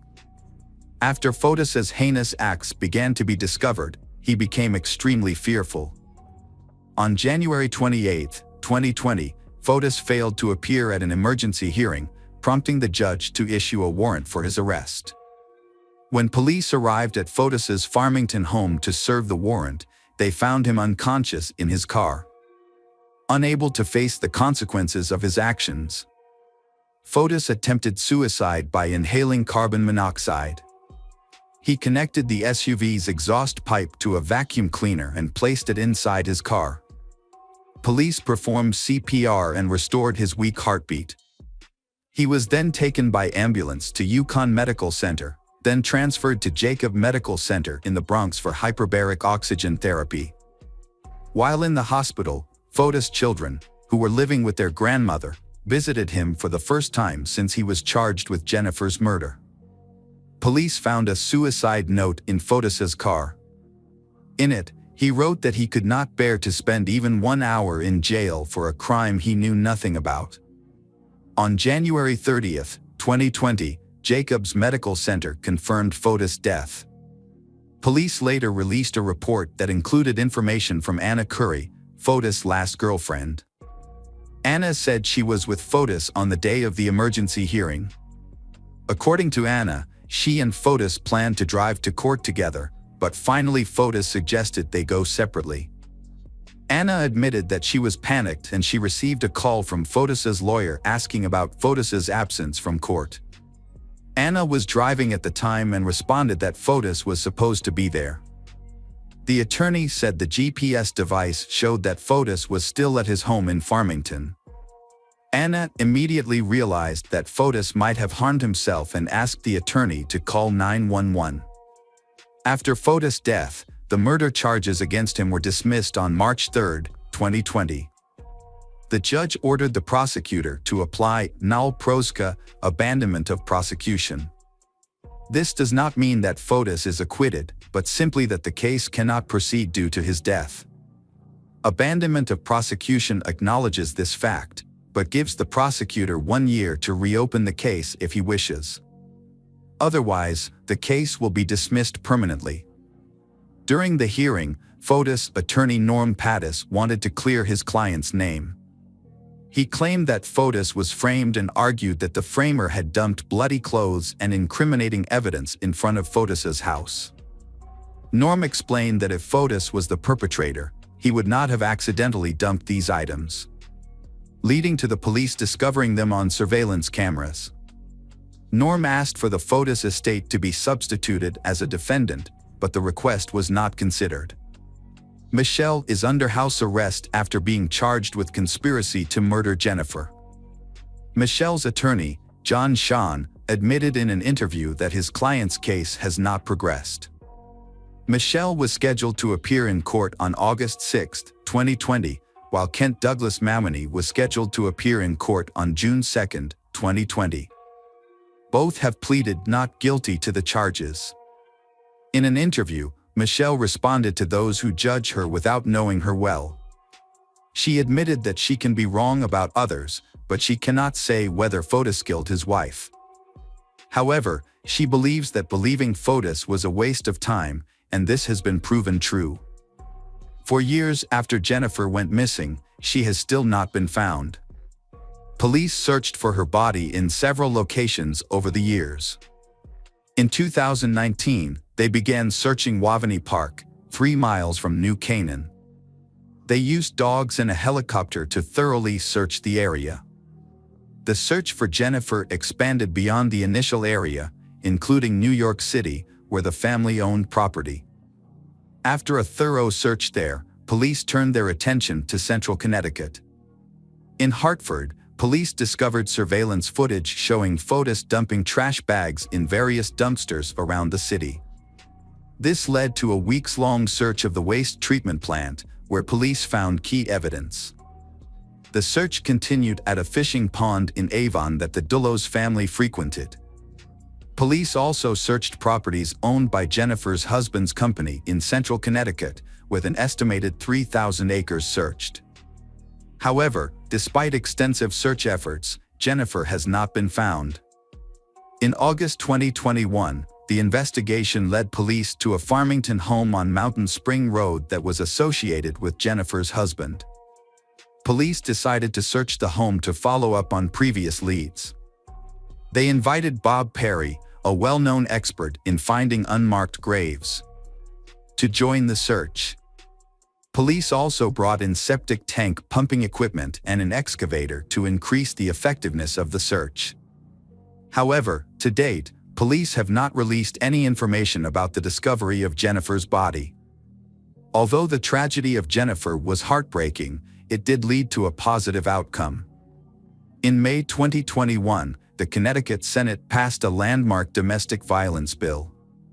The bill was named after Jennifer and Jennifer Magnano, 2 victims of domestic violence. The bill received near-unanimous support from members of the Senate.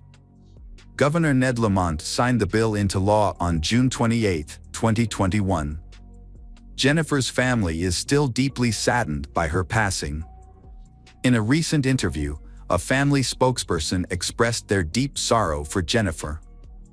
He emphasized that her wonderful personality and optimistic spirit left a deep impression, causing even those who never met Jennifer to feel heartbroken by her disappearance.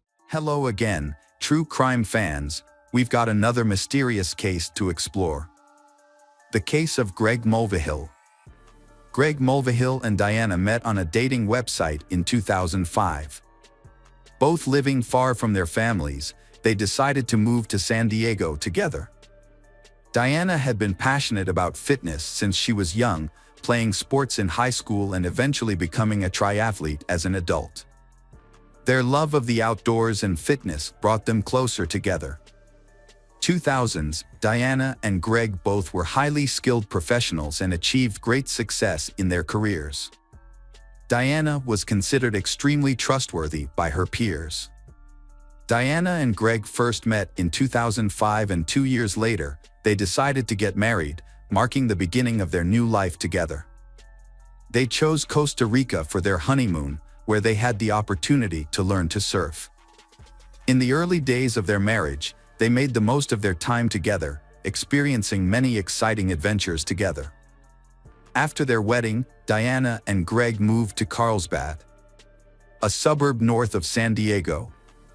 The area has a mix of lagoons, hiking trails, hills, and secluded spots. Diana was immediately drawn to the area. She enjoyed the quiet atmosphere and the beautiful scenery around her. 3 years after their wedding, Diana was diagnosed with fibromyalgia, a chronic condition that affects millions of people worldwide. Fibromyalgia is characterized by pain and tenderness throughout the body. While the exact cause of fibromyalgia is unknown, there are a number of factors that may contribute to the condition. To help her cope with her fibromyalgia, Greg took her on a relaxing vacation to Santa Cruz, California in 2011. Greg was a caring husband who understood the impact fibromyalgia had on Diana's life. The condition caused constant muscle pain, fatigue, and limited her energy, making it difficult for her to maintain a job. Diana's ongoing health struggles eventually led her to give up her career. With more time at home, she longed to become a mother. Diana and Greg tried for years to have children. But Diana suffered multiple miscarriages. The loss of these pregnancies affected Diana, both physically and emotionally. Although Diana did not have children, she had 2 cats, Lanny and Turtle, whom she loved dearly. One day, Turtle became ill and passed away. To help Diana through this, Greg adopted a kitten for her, whom she named Taffy. Greg's gift helped Diana greatly. After years of trying to conceive without success, Diana was shocked to discover that she was pregnant. Greg was overjoyed and eager to become a father. Diana shared the same sentiment, feeling that her dream of becoming a mother was slowly coming true. In September 2012, Diana gave birth to a baby boy.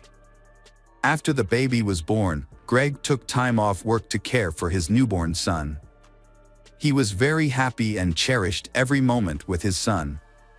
Diana, on the other hand, was worried about her son's health, wanting him to be happy and healthy. Over time, Diana began to suspect that her son might have a condition similar to her fibromyalgia. However, Greg believed that their son was healthy. Despite their differing opinions, Diana remained convinced that their son had the disease. Diana began extensive research and discovered guaifenesin, a drug commonly used to treat chest infections. Some believe that guaifenesin can help relieve the symptoms of fibromyalgia, leading Diana to consider giving her son a high dose of the drug. However, Greg was against giving his son the drug. The disagreements between Diana and Greg over how to care for their son added to the tension and pressure in their marriage. When Greg injured his shoulder and lost his job, tensions escalated. With her income reduced, Diana sought a sales position to supplement the family income. She also tried to generate income through online cooking videos, with Greg helping behind the camera, but the project failed. Diana then made promotional videos featuring cat litter, but these also failed to bring in the desired financial returns. When their son turned 2, the constant arguments and disagreements between Diana and Greg over their son's health issues continued to cause tension. They found themselves unable to find common ground. Diana confided in a coworker about her feelings of frustration and lack of support from Greg, revealing a deep rift between them. In July 2014, police questioned Greg about Diana's allegations of abuse.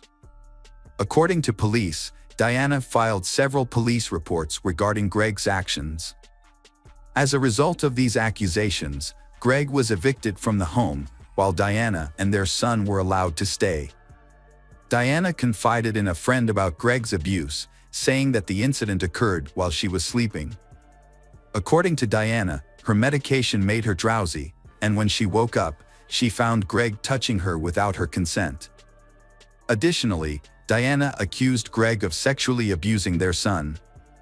These allegations led to the involvement of Child Protective Services. Greg denied the allegations, believing that Diana fabricated the complaints because he disagreed with her about their son's health status. In response, Greg filed for divorce and sought custody of their son. The police searched for evidence to support claims of abuse against Greg and his son. Ultimately, a judge ordered both Greg and the boy to undergo psychiatric evaluations. After an investigation, the evaluations found no evidence of child abuse by Greg. Additionally, the police found no evidence that Greg had assaulted Diana. As a result, the charges against Greg were dropped and he was given custody of their son, a decision that upset Diana. In a subsequent settlement, Diana agreed to live in their home and compensate Greg for his share of the property. On September 1, 2016, the Carlsbad Police Department received a call from Jason Kovac, a close friend of Greg's. Jason reported that Greg had been shot multiple times and was losing a lot of blood. At the time Jason called 911, a Carlsbad police patrol officer was nearby. When they arrived, the officer found Jason and Greg on the side of the road. Jason explained to the officer that the shooting had occurred about a half-mile away from their current location. The officer quickly realized that waiting for an ambulance would put Greg's life in greater danger. In order to get Greg to the emergency room as soon as possible, the officer placed Greg in the back of his car and took him to the hospital. Meanwhile, just minutes later the officer had surrounded the area and began searching for the shooter. Despite their best efforts, they were unable to locate the shooter. At the hospital, doctors immediately rushed Greg into emergency surgery, where they discovered he had a gunshot wound to the chest. Greg survived the surgery, however. He was placed on life support and was expected to regain consciousness on his own. The police spoke to Jason about the incident. Jason, willing to share what he knew, explained that Greg had called the night of the incident. He told Jason that he had received a call from a private investigator who said to have important information for his upcoming divorce and custody battle with Diana. The anonymous inspector provided a specific time and place to meet. Initially unsure about the phone call, Greg's curiosity eventually won out. Greg then asked Jason to come to the agreed location with him. Concerned for Greg's safety, Jason agreed, and they prepared by bringing flashlights and baseball bats for protection. Greg and Jason arrived at the remote location indicated by the mysterious caller, but the darkness made it difficult to see. There were no street lights, making it extremely dark. The caller informed Greg that the package containing the documents would be attached to a large utility pole. Upon discovering the package, Greg approached the pole while holding a flashlight, slowly scanning the surrounding area with the light. Jason noticed that Greg's flashlight suddenly focused on something in the bushes. Greg immediately yelled, "Gun!" A gunshot rang out, causing Greg and Jason to quickly flee the scene.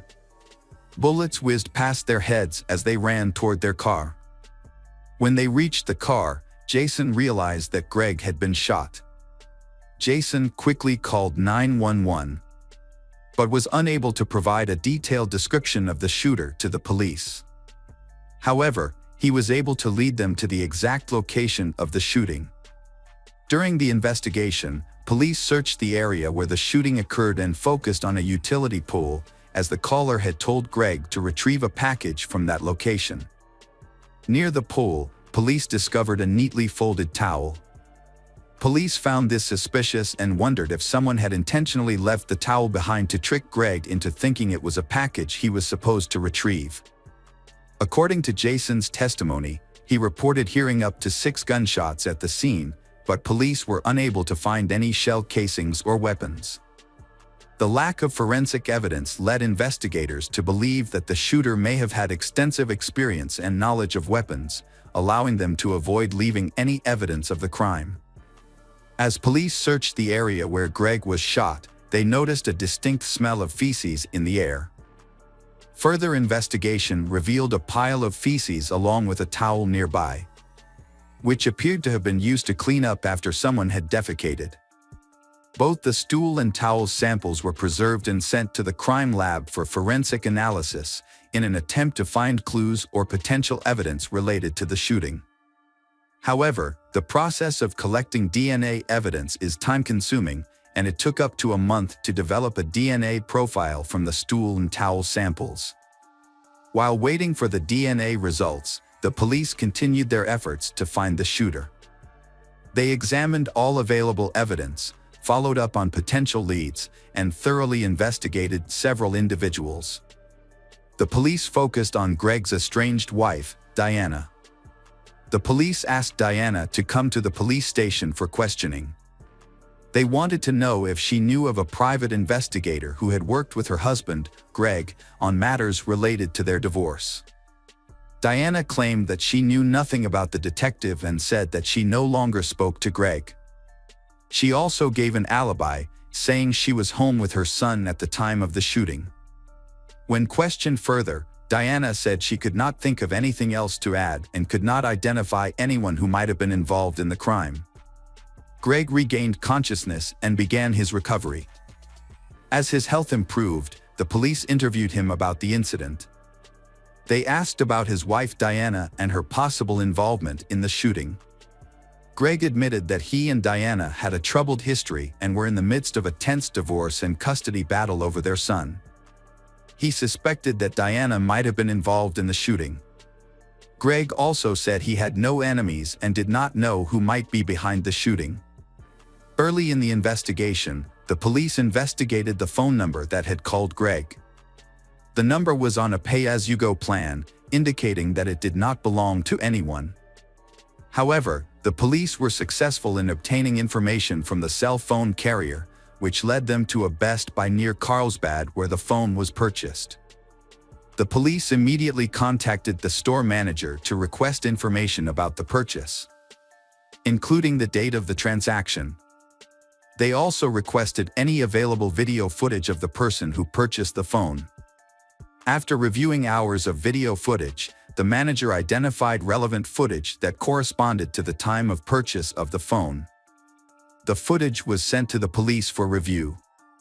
Although the video was grainy, the police were able to identify Diana, Greg's wife, in the footage.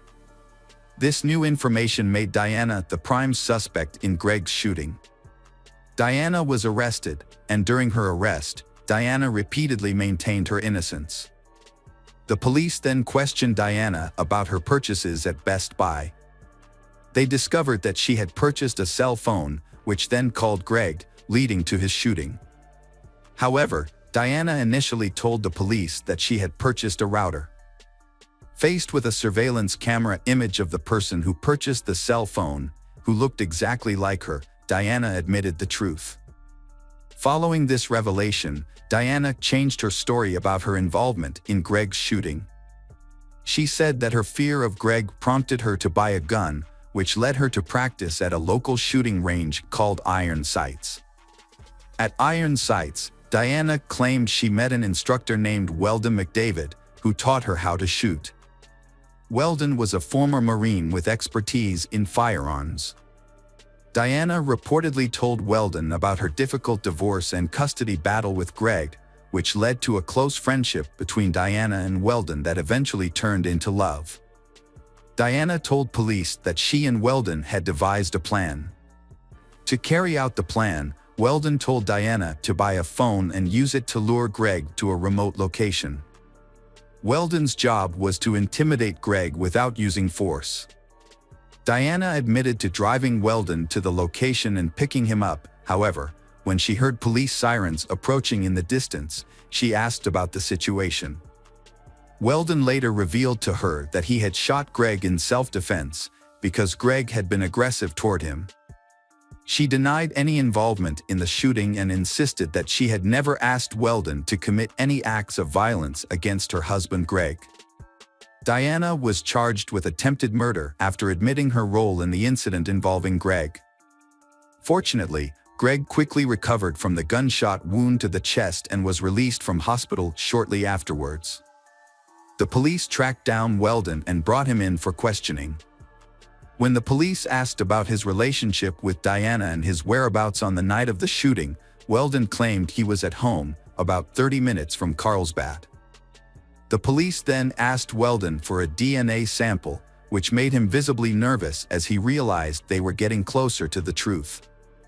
When asked if his DNA might have been present at the crime scene, Weldon feigned surprise and suddenly remembered something, saying it was a recent memory. Weldon told police that the night before the shooting, he had gone jogging due to stomach problems after eating Mexican food for dinner. He claimed to have stopped on a dirt road to use the restroom. Based on this information, police obtained a search warrant for Weldon's home. Their search turned up a rifle with a live bullet and 6 fired casings in the rafters.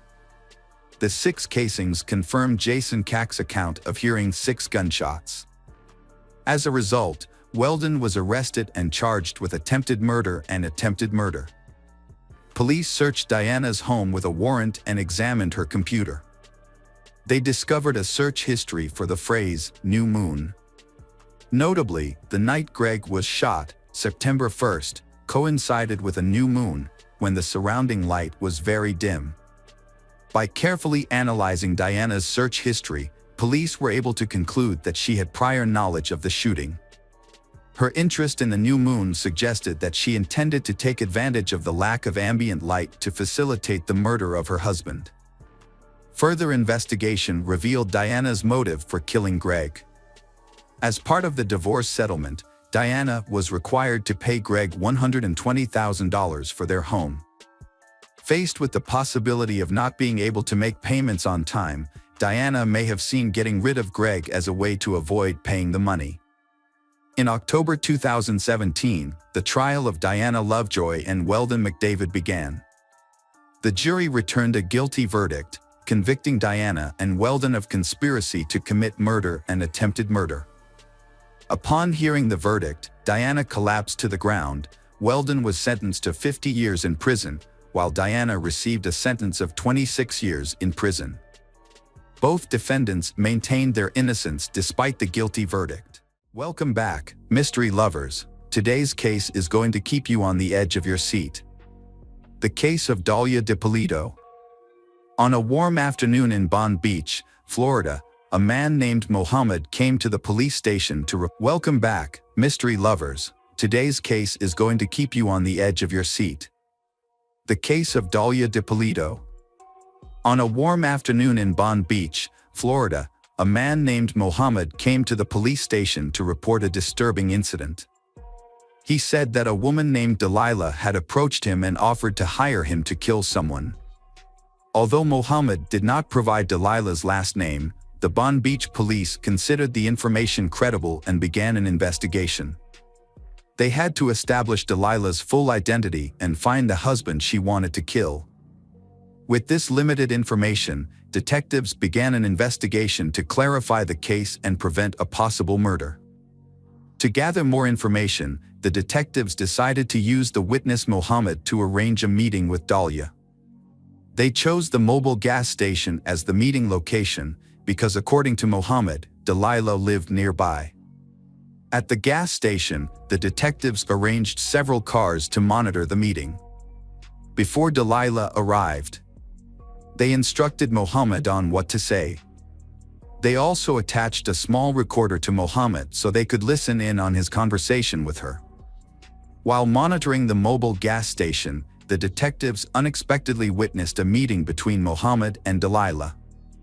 Delilah's appearance made a strong impression on the detectives, as she did not resemble the usual image of someone who wanted to hire someone to kill her husband.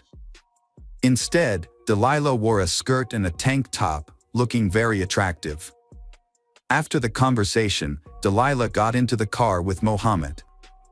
At this point, Mohammed expressed his surprise, unable to believe that a woman like Delilah would lure him into a murder for hire. Mohammed asked Delilah if it was worth killing her husband. Delilah said yes, because she could not get a divorce. She was afraid that her husband would come after her if she tried to end the marriage. Delilah revealed her plan. After her husband was killed, she would go somewhere else, like Boca Raton, to create an alibi. Mohammed asked if anyone would suspect Delilah after her husband's death. She replied that no one would suspect her. The detectives were listening to a conversation between Mohammed and a woman. They were shocked to hear the woman calmly discussing hiring a hitman to kill her husband. This made the detectives shiver. As the conversation continued, Mohammed made specific moves on the woman.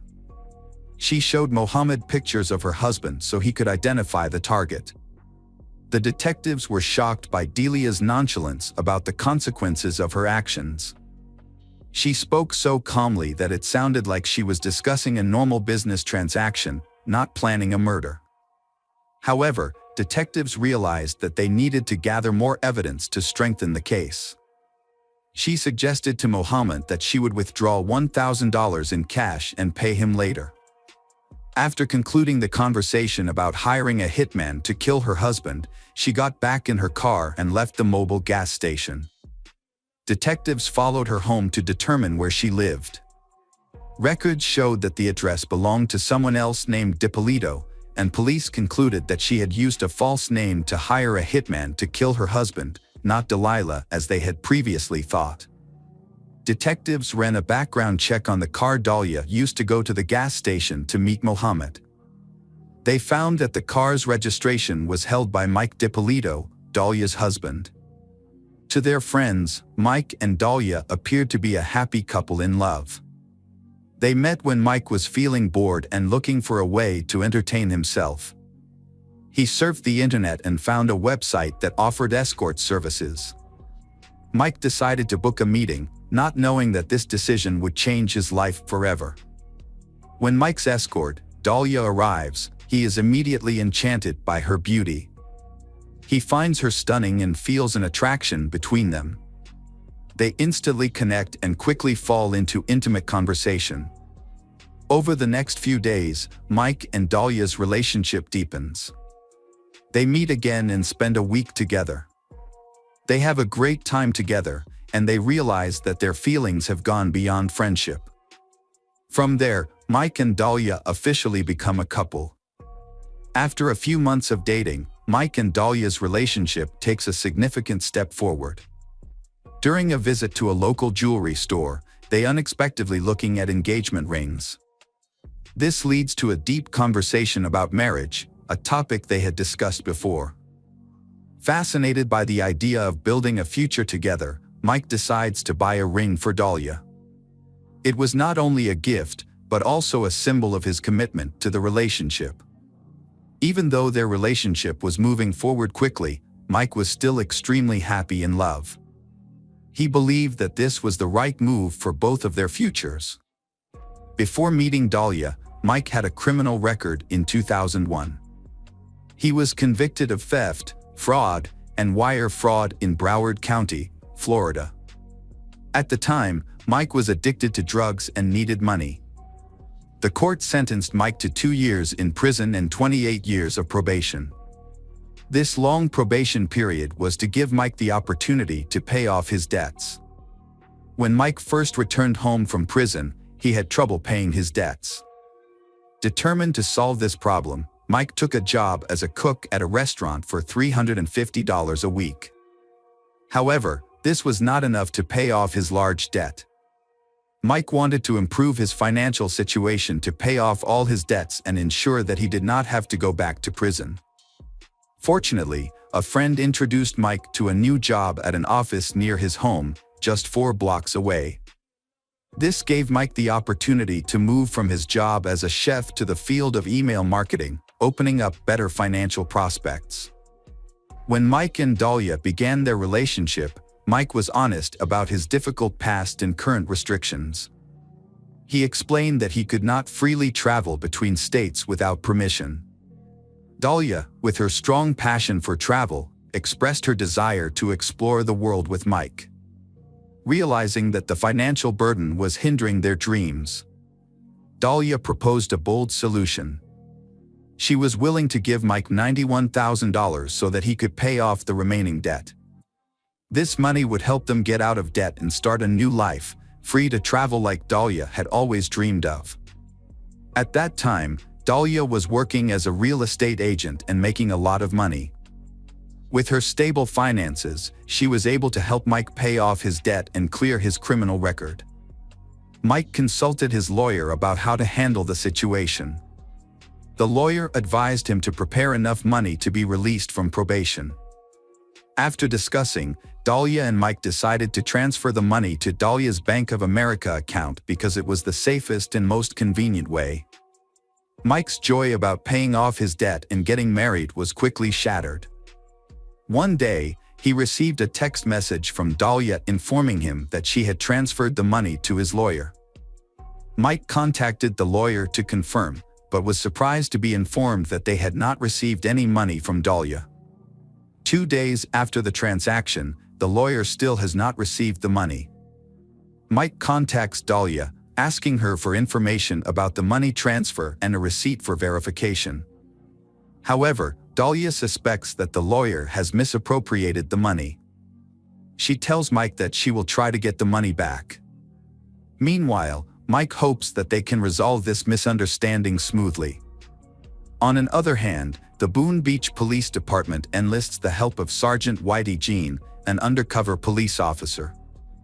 When he meets with the detective in charge of the case, Sergeant Jean is informed that Dahlia is trying to hire a hitman to kill her husband. The detective tells him that Dahlia is waiting for a call from the hitman and asks Sergeant Jean to pose as the hitman to arrange a meeting with Dahlia. Sergeant Whitey Jean agrees to participate in the investigation by posing as a hitman. In this role, he contacts Dahlia and asks her to pay $3,000 up front and the keys to her house. The request for the keys was part of a plan to make Dahlia believe that the murder would occur at her home. However, Dahlia felt uncomfortable with the request.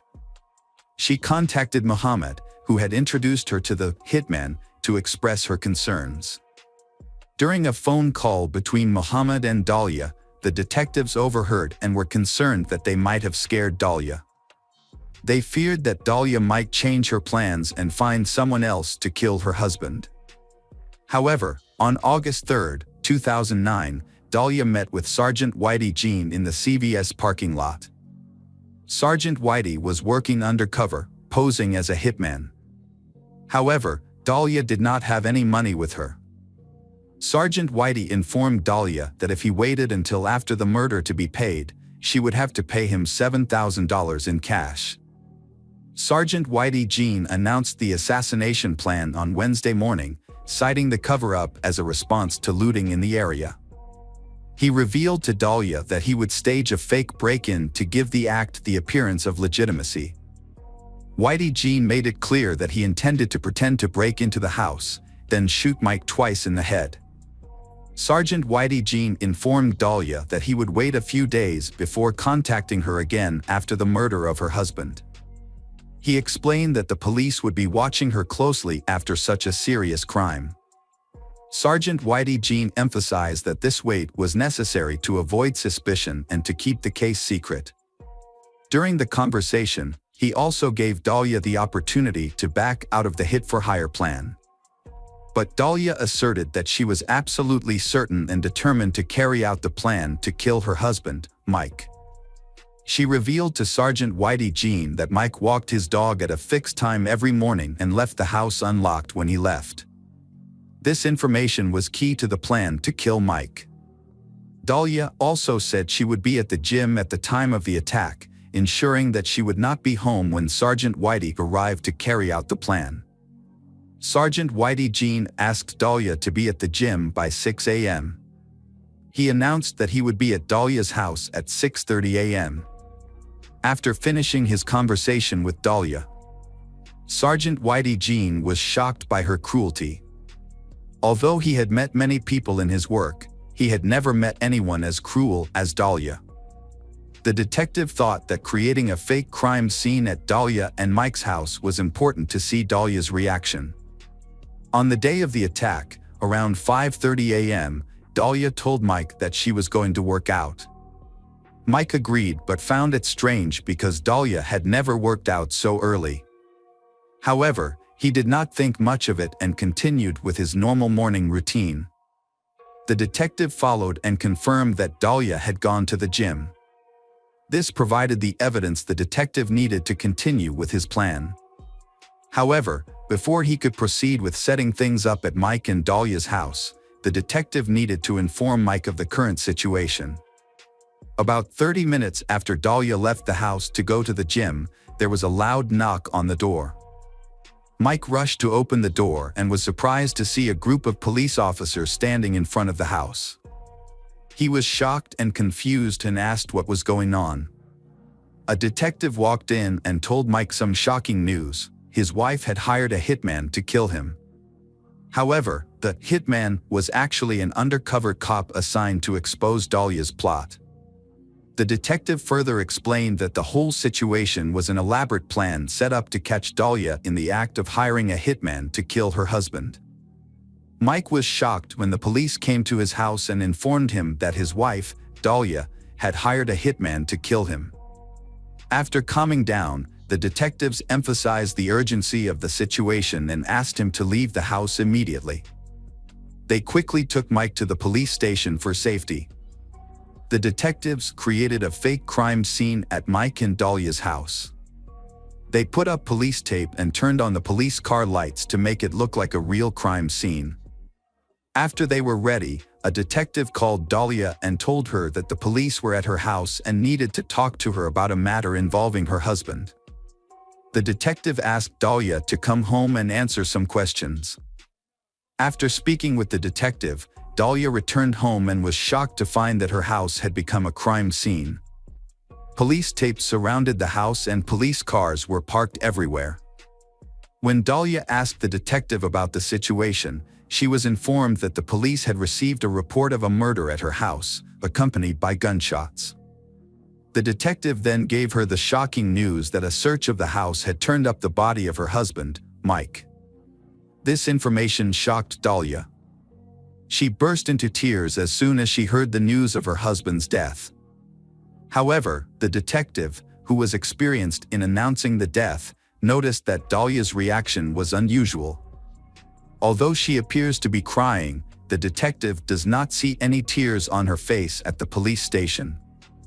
The detective begins the investigation by asking Dahlia about the people who may have been involved in her husband's death.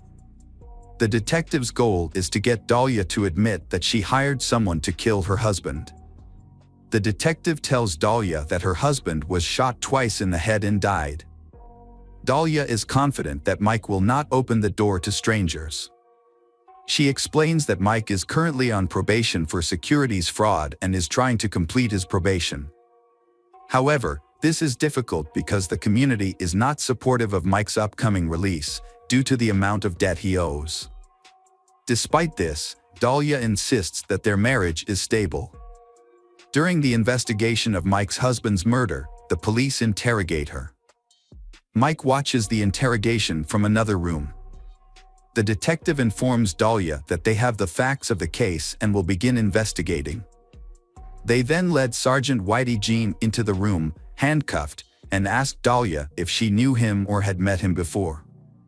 Dahlia firmly denied any connection to Sergeant Whitey Jean. After the police escorted Sergeant Whitey Jean out of the room, the detective informed Dahlia that she was under arrest for attempted murder. The detective further explained that the man Dahlia had hired to kill her husband was actually an undercover police officer. As a result, Dahlia was arrested for her crime. While Dahlia was in custody, the police allowed Mike, Dahlia's husband and the victim of the attempted murder, to see her. When Dahlia saw Mike, she tried to call him back, but Mike refused, saying that he could not help her in this situation. In fact, Mike wanted Dahlia to admit to plotting to kill him, but she still firmly denied her actions. On April 26, 2011, Dahlia DiPolito's trial was held in Palm Beach County District Court. Dahlia was charged with conspiring to hire someone to kill her husband, Mike. During the trial, Mike testified against his wife. He testified for 3 consecutive days. Dahlia's defense attorney argued that the plan to kill Mike was just a publicity stunt for a reality television show. They claimed that Mike had agreed to participate and helped orchestrate the plot. However, Mike denied all things. He claimed that he had no knowledge of or involvement in any such plan. Mike stated that he had no interest in participating in a reality television show and would never waste money or put himself in danger for that purpose. After closing arguments, the jury deliberated for hours and ultimately found Dahlia guilty of solicitation of first-degree murder with a firearm. When the verdict was announced, Mike had mixed feelings. He was relieved that Dahlia was serving a 20-year prison sentence, a fair sentence for her serious crime. At the same time, he was relieved that he could finally move on with his life, knowing that justice had been served. After Dahlia was convicted of solicitation of first-degree murder with a firearm, her lawyers appealed. They argued that the jury's verdict had been influenced by an unofficial tip. Specifically, a juror had commented that Dahlia had tried to poison Mike's Starbucks drink. However, this information was never introduced into evidence at trial. By law, juries are only allowed to evaluate evidence that is formally presented in court. As a result, the Court of Appeals overturned Dahlia's conviction and decided that she was entitled to a new trial. Mike was surprised to learn that there would be a second trial for Dahlia, even though she had been convicted of conspiring to kill him. In December 2016, the state held a second trial, believing that they had enough evidence to prove that Dahlia had incited her husband to kill her. However, the outcome was not as expected when the jury could not reach a consensus. Ultimately, the judge decided to hold a new trial. Dahlia faced a third trial in June 2017. After the trial, it took the jury just 90 minutes to reach a final verdict. They found Dahlia guilty and sentenced her to 16 years in prison. In September 2019, Dahlia Dito asked the Florida Supreme Court to review her 2017 conviction. However, the court denied the request without comment. After Dahlia was convicted, her defense team attempted to take the case to the U.S. Supreme Court for review. However, in February 2020, the court declined to take it.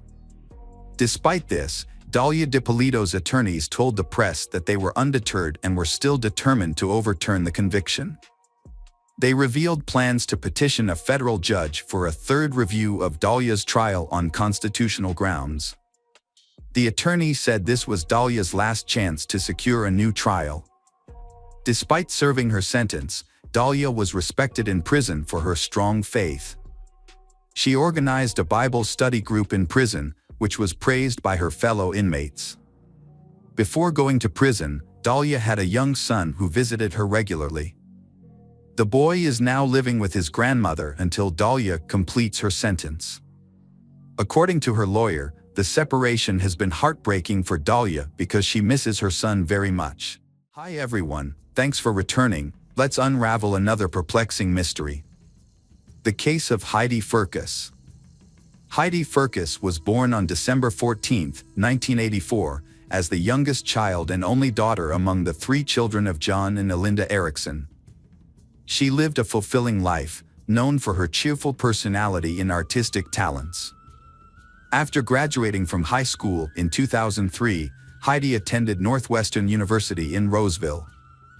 She was a regular at Calvary Chapel, where she had been involved since childhood. At church, Heidi met Nick Firkus. They both became youth group leaders, serving the community with dedication and passion. Nick was born on February 25, 1983, to Julie and Steve Firkus. He is an ambitious and dynamic young man, working as the CEO of a reputable carpet cleaning company. Nick is known for his well-rounded personality and good work ethic. He found his ideal partner in Heidi, whom he met at Calvary Chapel. In 2005, Nick and Heidi, then 22 and 20, were married at the church where their love began. The wedding took place surrounded by family and friends. To outsiders, their marriage seemed perfect. They both loved traveling and cycling, were active in church activities. Heidi began working at her father's financial services company in an administrative role. Their relationship seemed to grow stronger over time. However, their lives were not what they seemed. Little did Heidi know that her life was about to take a turn.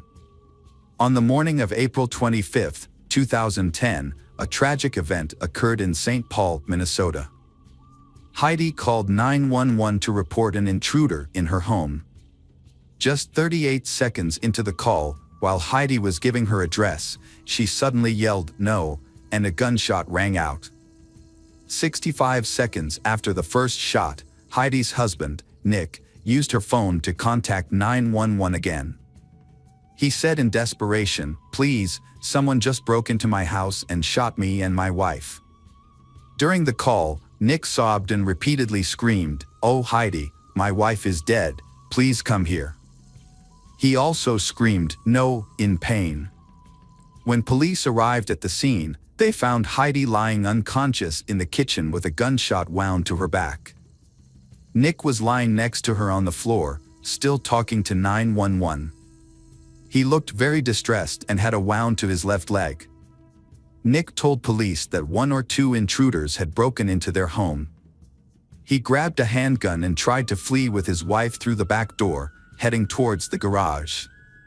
However, the intruder grabbed the gun from Nick and shot both of them. Meanwhile, Nick was taken to the emergency room for treatment. There, police questioned him about why he and Heidi left their bedroom, which was supposedly safer, to face potential danger. Nick explained that they were just trying to escape the house through the back door. After being treated for his injuries, Nick was released from the hospital after only 3 hours. Nick was called back to the police station for further questioning about the incident. He recounted in detail what happened. Nick said he remembered that he and Heidi watched a movie and drank alcohol together that night.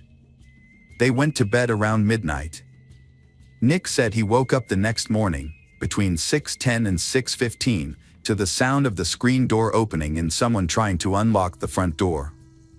Investigators asked Nick about the door being locked. Nick admitted that he and Heidi usually locked it, but he thought he had forgotten to do so on the night of the incident.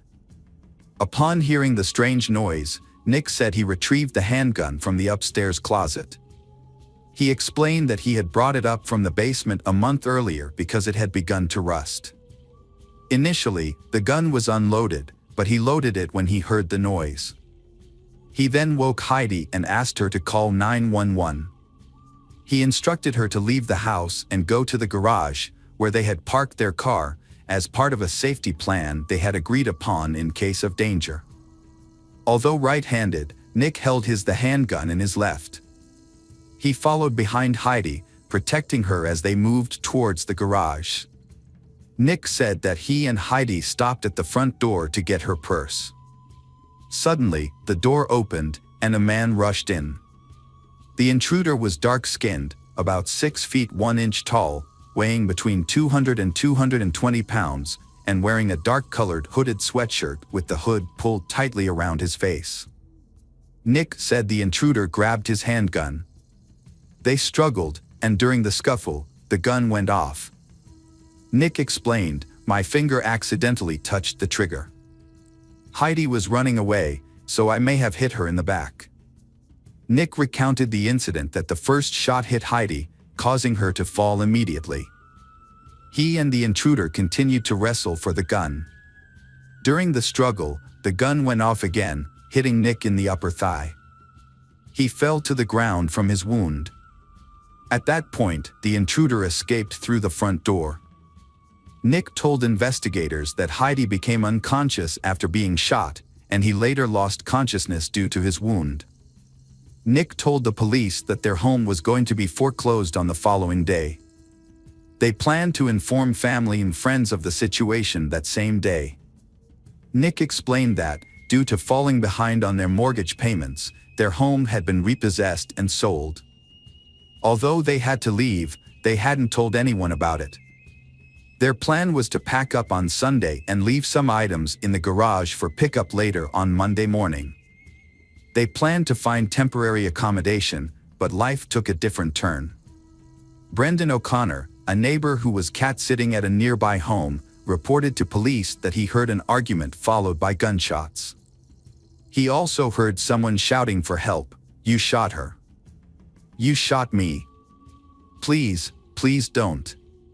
Although no one saw the intruder flee, Nick provided police with a sketch of the suspect a few weeks later, which was released to the public. Police described the suspect as an unidentified man, 6 feet 1 inch tall, weighing 200 to 220 pounds, and wearing a dark-colored hoodie. About 3 weeks after the murder, the police showed Nick an artist's sketch of the suspect based on his original description. In this updated report, Nick further described the suspect as African American, estimated to be between the ages of 40 and 60. Based on this information, the initial investigation focused on finding the unidentified African American intruder. Police searched the surrounding area extensively, hoping to find evidence or witnesses to corroborate Nick's account. However, the investigation into Heidi's death did not result in any arrests or charges. As a result, the case remained unsolved for many years. More than a decade later, Heidi's murder remains unsolved. Nick appears to have moved on with his life, marrying Rachel and starting a family. However, when financial troubles resurface, Rachel begins to suspect that her husband has hidden secrets. Nick's reluctance to discuss his finances makes Rachel even more curious. She begins to dig deeper and discovers irregularities in Nick's past. These discoveries make Rachel question everything she knows about her husband, including his possible involvement in Heidi's death. Rachel is unaware of the couple's financial troubles, similar to Heidi and Nick's situation years ago. Concerned, Rachel contacts the authorities, bringing attention to the case. Investigators then focus on Rachel Firkus, Nick's second wife since 2012. While speaking to the authorities, Rachel reveals that she divorced Nick in 2019 due to his worsening financial problems. She also recorded an argument with Nick about his affair before their divorce. "He definitely did the same thing he did with Heidi," Rachel told investigators. "I saw a letter warning us that we hadn't paid our property taxes and were at risk of being evicted in 2020 if we didn't pay." When Rachel reported her suspicions to the police, the Heidi murder case was reopened. Sergeant Nicole Sipes of the St. Paul Police Department was assigned to the case. She listened carefully to Rachel's concerns and began reviewing all the evidence. Determined to find the truth, Sergeant Nicole took a bold step. She asked the FBI to help analyze the 911 call recordings. She hoped this would lead to new clues that would shed light on what happened the night of Heidi's murder. After a thorough examination of the recordings, the FBI found no evidence of a third party being involved. This was surprising because it contradicted Heidi's husband's previous statement to the police.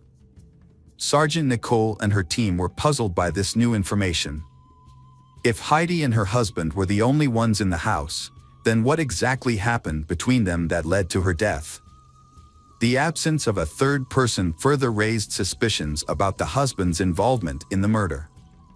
The investigation continued to intensify in order to find the truth. New discoveries by the FBI opened up new lines of inquiry. Sergeant Nicole was more determined than ever to bring justice to Heidi and provide answers to her grieving family. Investigators collected financial documents that contradicted Nick's previous statements, making him the prime suspect in Heidi's murder. Nick's account of the incident kept changing. Initially, he said that the intruder had taken his gun and shot both him and Heidi. He later testified that the intruder did not take the gun, but that he had accidentally pulled the trigger, hitting Heidi in the back. After a thorough investigation, investigators found no signs of a break-in, such as overturned furniture or marks on the walls.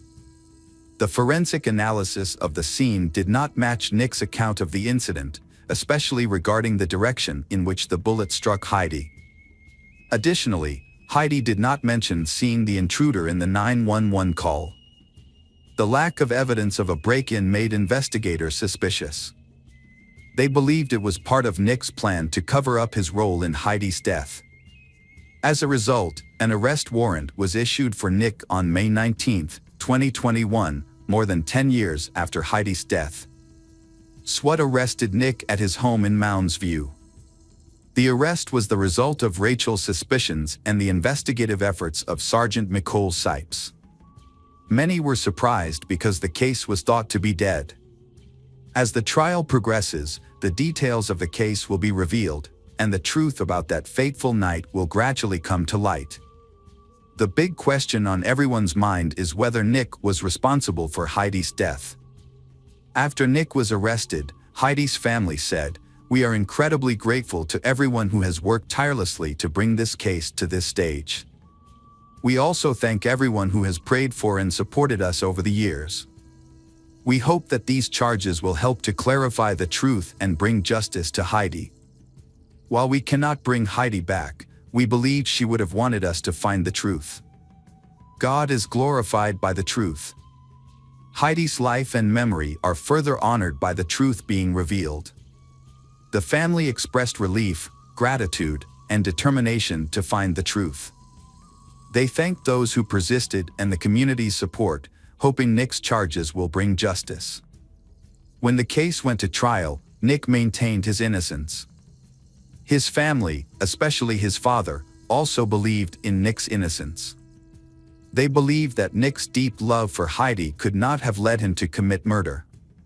However, the jury had a different view.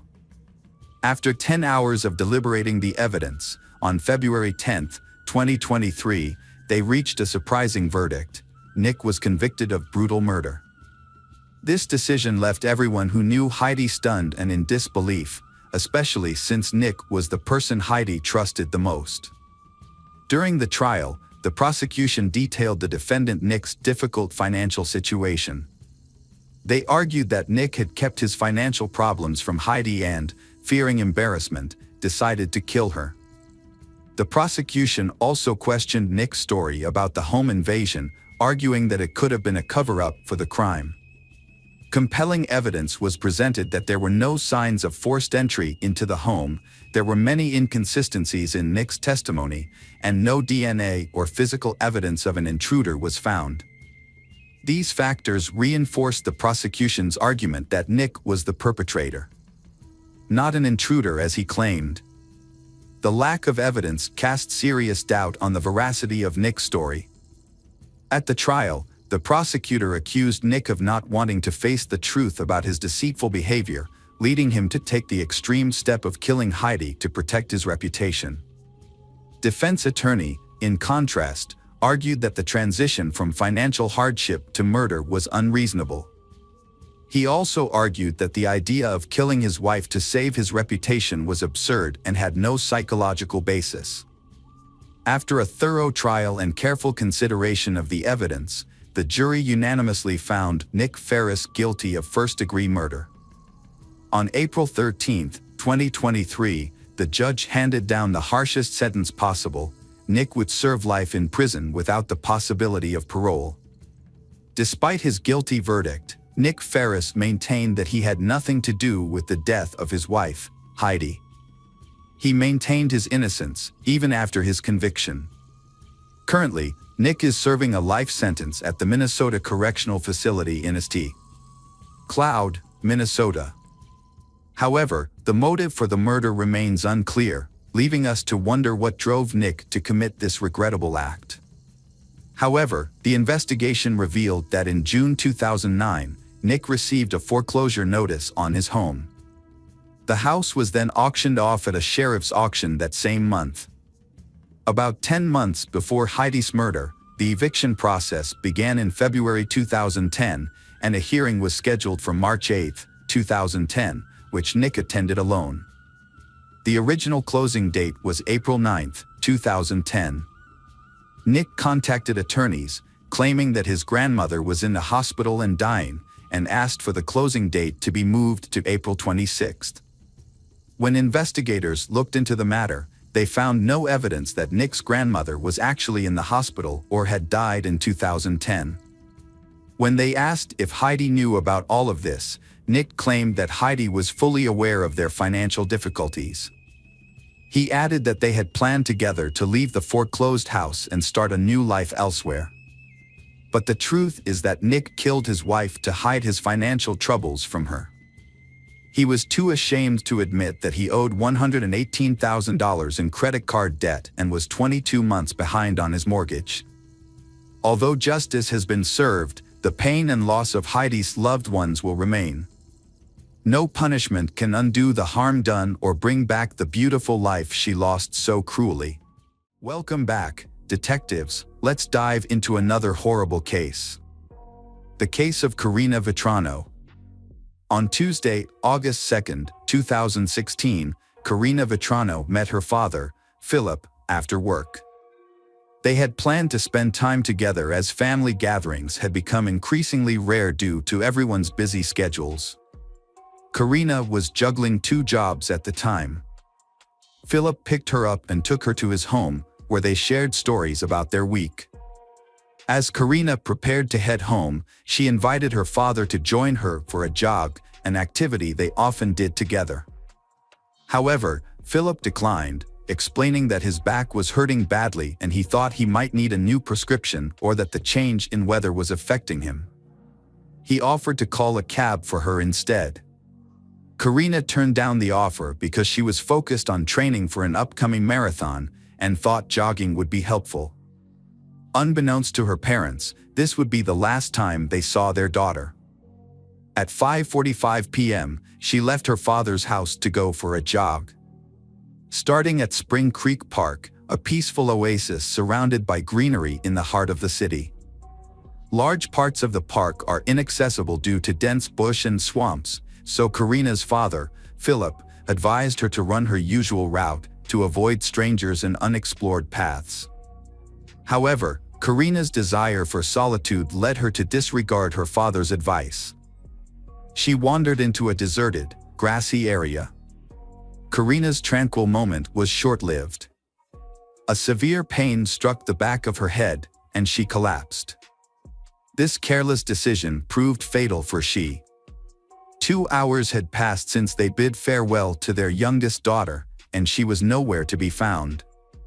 The Philip household became enveloped in anxiety and uncertainty. She should have returned home by now or at least responded to her parents' calls, as she had promised to carry her cell phone with her. Karina's father sensed something was wrong and decided to seek help from his neighbor, who happened to be the chief of the New York City Police Department. Since they had a good relationship, the chief knew Philip wouldn't contact him without a valid concern.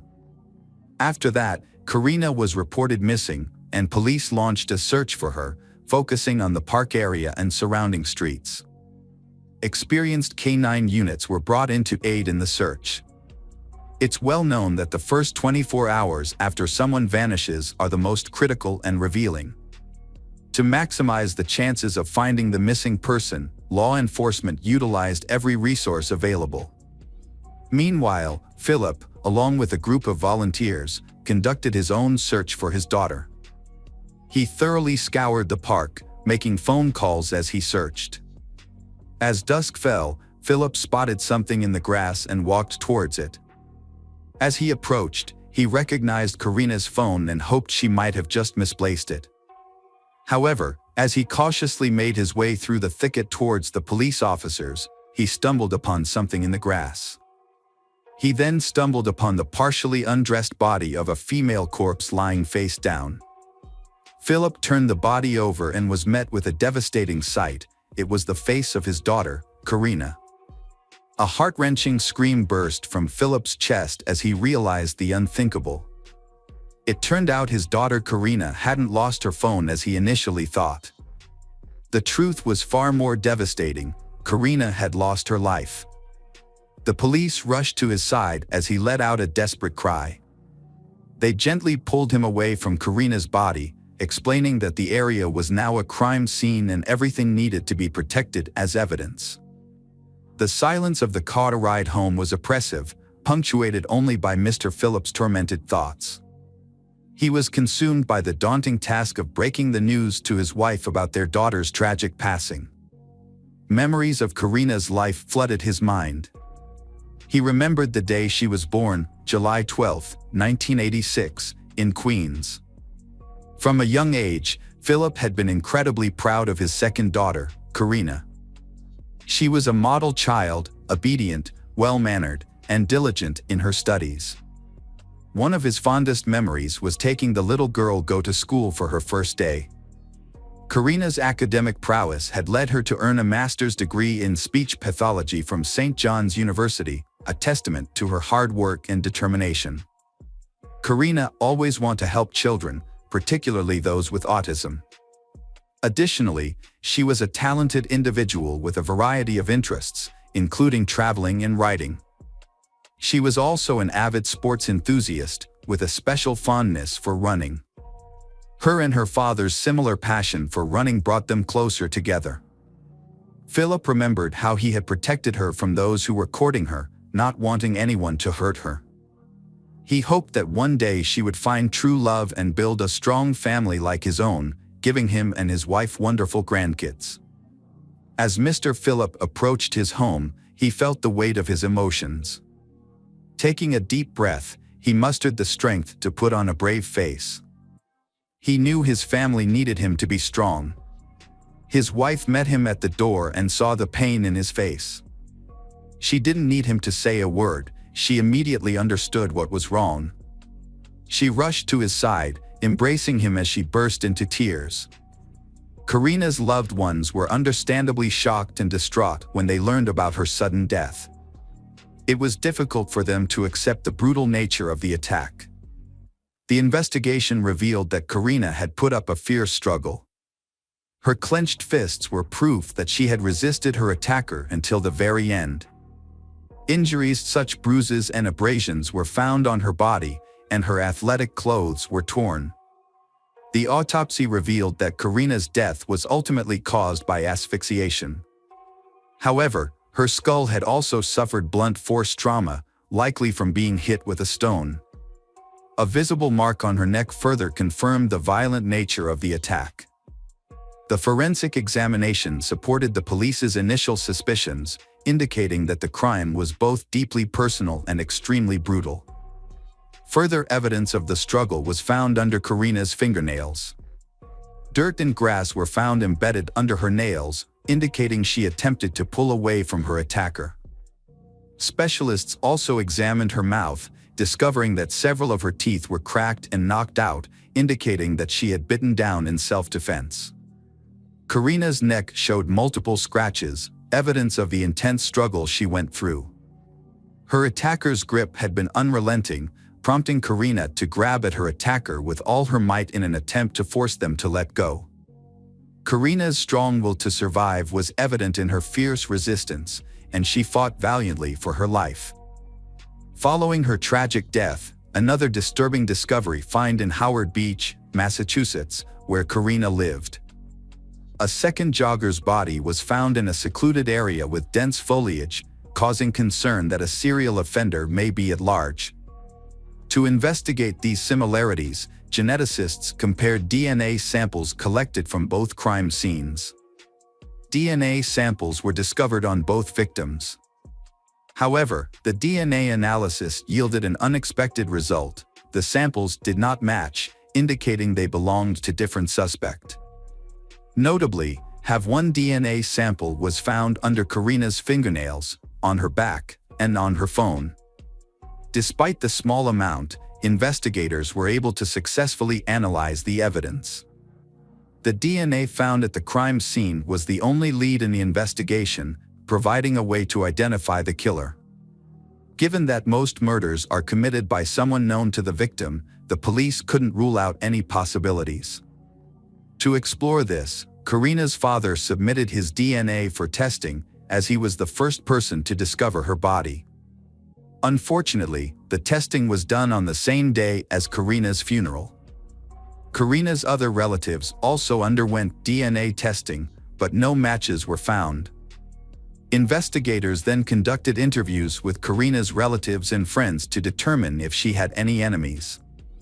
However, everyone they spoke to seemed to respect and love her. As a result, the investigators came up with a new theory. The crime was likely committed by someone who targeted Karina because of her physical appearance and was driven by impulsive desires. Feeling stuck, authorities turned to the public for assistance, offering a $10,000 reward for any information that could lead to the killer's capture.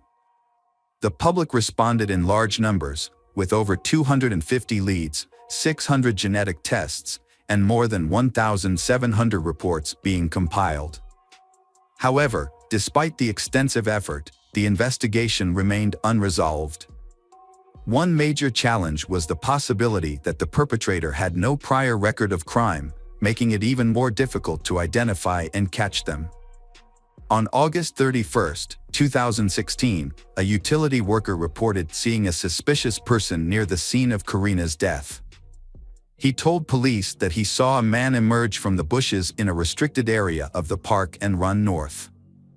The New York Police Department created a sketch of the suspect based on his description.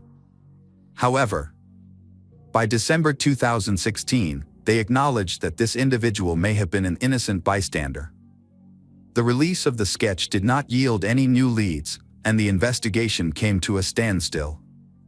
The Federal Bureau of Investigation joined the case on December 4, 2016.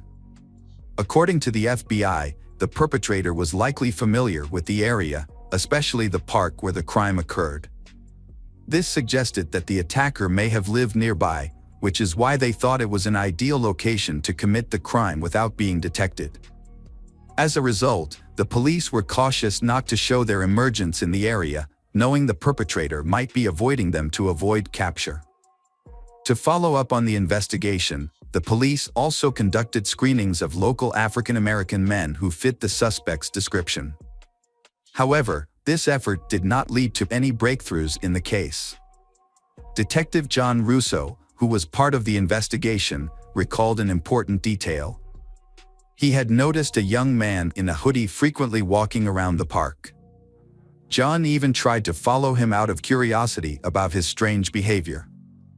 The young man moved slowly and paused for extended periods in front of houses near the park, as if he were looking for targets to rob. However, then John lost track of him. 2 months later, a store owner reported seeing a person who looked similar. This made John rethink his earlier observations. He re-examined the file of a teenager matching the description, whose name was Chanel Lewis. Detectives became interested in Chanel because of his strange behavior. They started asking questions to his friends and teachers to gather more information. It was discovered that Chanel had shown interest in harming the girls, which made investigators more suspicious of him. No other leads, officers decided to focus on Chanel. Chanel's life was unremarkable, mirroring that of many young African Americans in Brooklyn's low-income housing. He resided in a housing complex several miles from Spring Creek Park, where he lived with his mother, 3 sisters, and their children. Chanel was unemployed, but despite being diagnosed with paranoid schizophrenia, he managed to graduate from a private school catering to students with emotional and behavioral challenges. Chanel's former classmates described him as a quiet and isolated individual who was frequently bullied and belittled by his peers. He had no close friends and was often ridiculed for his appearance and clothing choices. However, after being teased, Chanel would typically smirk and walk away, rather earning him the derogatory nickname African Lizard. Not everyone saw Chanel in a negative light, though. A classmate named Danielle remembered him as intelligent, with good grades, who would occasionally share amusing videos with her on the bus. Danielle never witnessed Chanel displaying cruel behavior. According to some sources, Chanel once claimed that he wanted to slit the throats of all the girls in high school. He then asked, "What if he bring a knife to school?" However, Dr. Edward Dana, the executive director of Lewis's school, asserted that Chanel never harmed anyone during that time, nor was he disciplined. Despite this, Chanel struggled with bullying during his teenage years, which left him traumatized. Nevertheless, he aspired to work in social services, driven by a desire to help people in distress. Whenever conflicts arose at home, he would often take long walks, frequently visiting a local park. Chanel had a few minor run-ins with the police. 2 incidents occurred in the Spring Creek area for ordinance violations, and another took place in May 2016 for urinating in public. In another incident, a store owner reported he for loitering with a crowbar, but responding officers released him after checking his ID and finding no prior incidents. The police kept this information on record. It was later discovered that during the time of Karina's death, Chanel was not at home. After an argument with his family, he had gone to the park. Upon his return, his appearance was disheveled, with torn clothing and visible bruises and abrasions. Chanel's mother inquired about what had happened, and he claimed he had been attacked. His account matched the timeline with a witness's description of a man fleeing the park. Additionally, on August 3, 2016, Chanel's father, a former school principal, took him to the hospital for treatment of severe wounds, most of which were cuts, and he also had an injured hand. The investigators reviewed the medical records from that day and found the story plausible.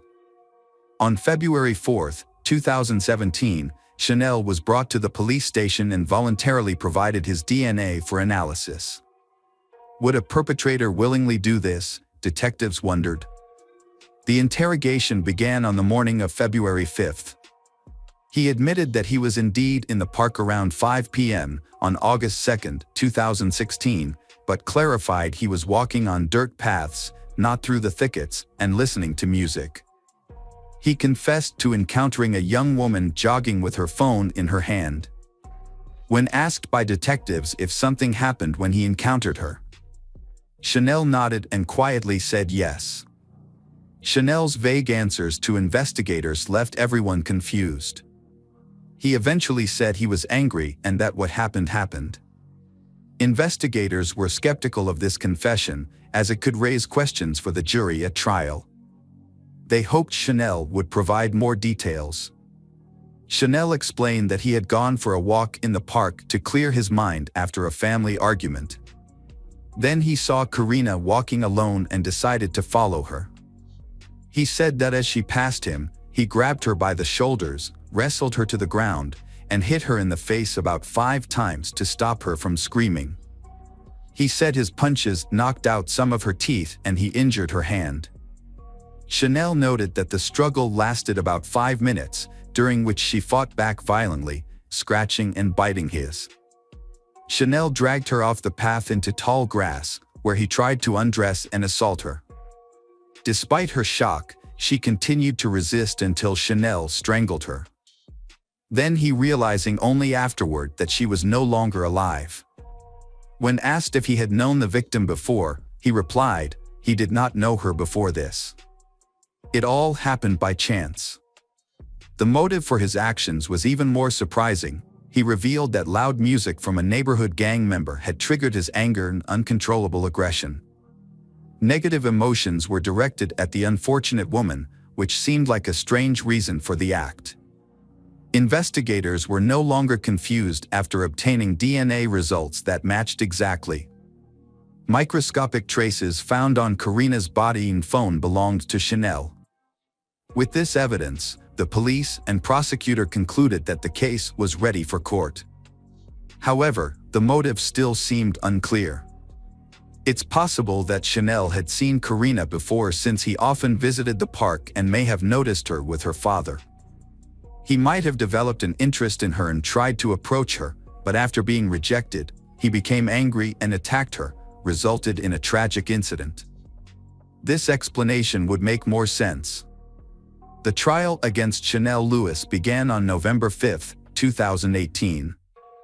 Despite his previous statements to the authorities, he pleaded not guilty, a claim supported by his family, who denied his involvement in the crime.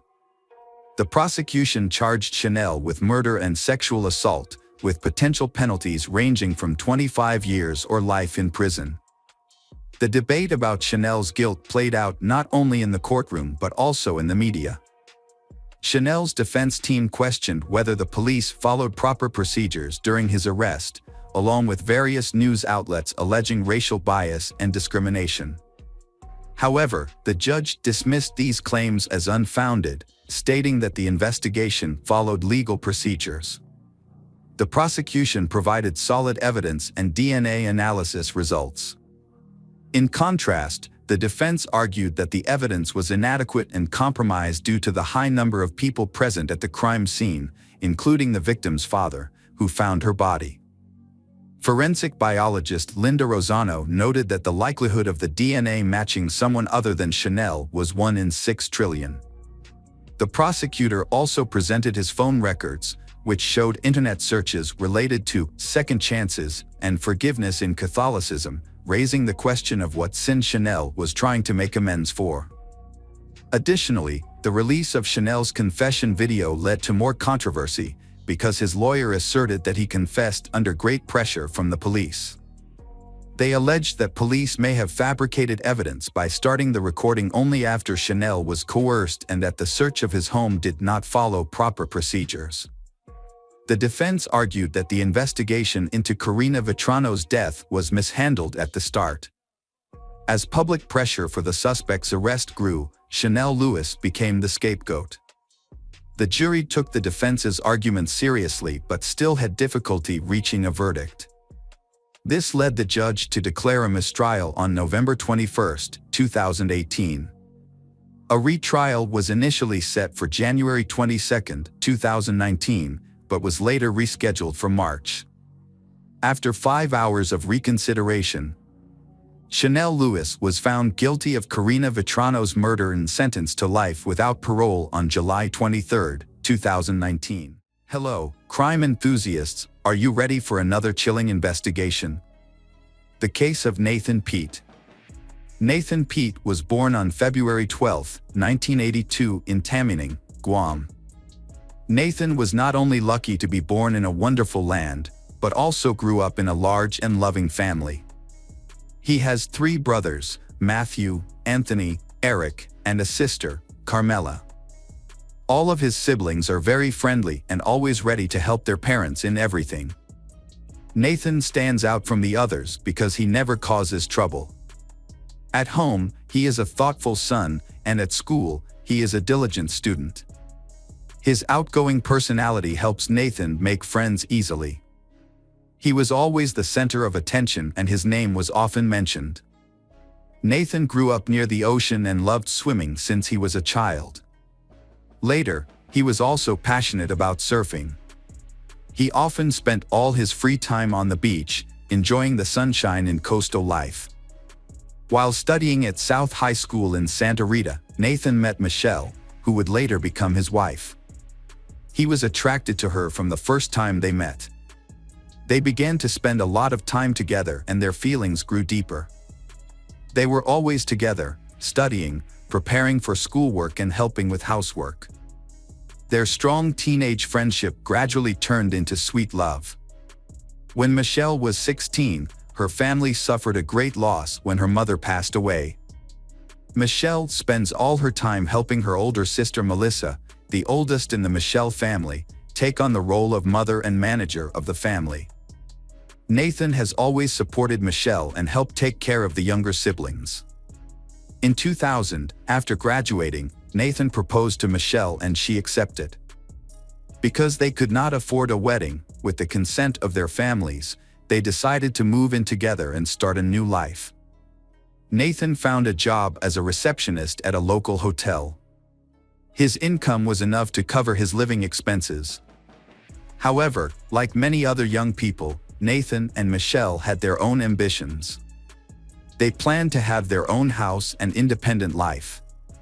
After getting married, Nathan and Michelle welcomed their first son, Dion. Nathan decided to join the Air Force to improve their family's life because his income was not sufficient. After graduating, Nathan was assigned to Elmendorf Air Force Base in Anchorage, Alaska.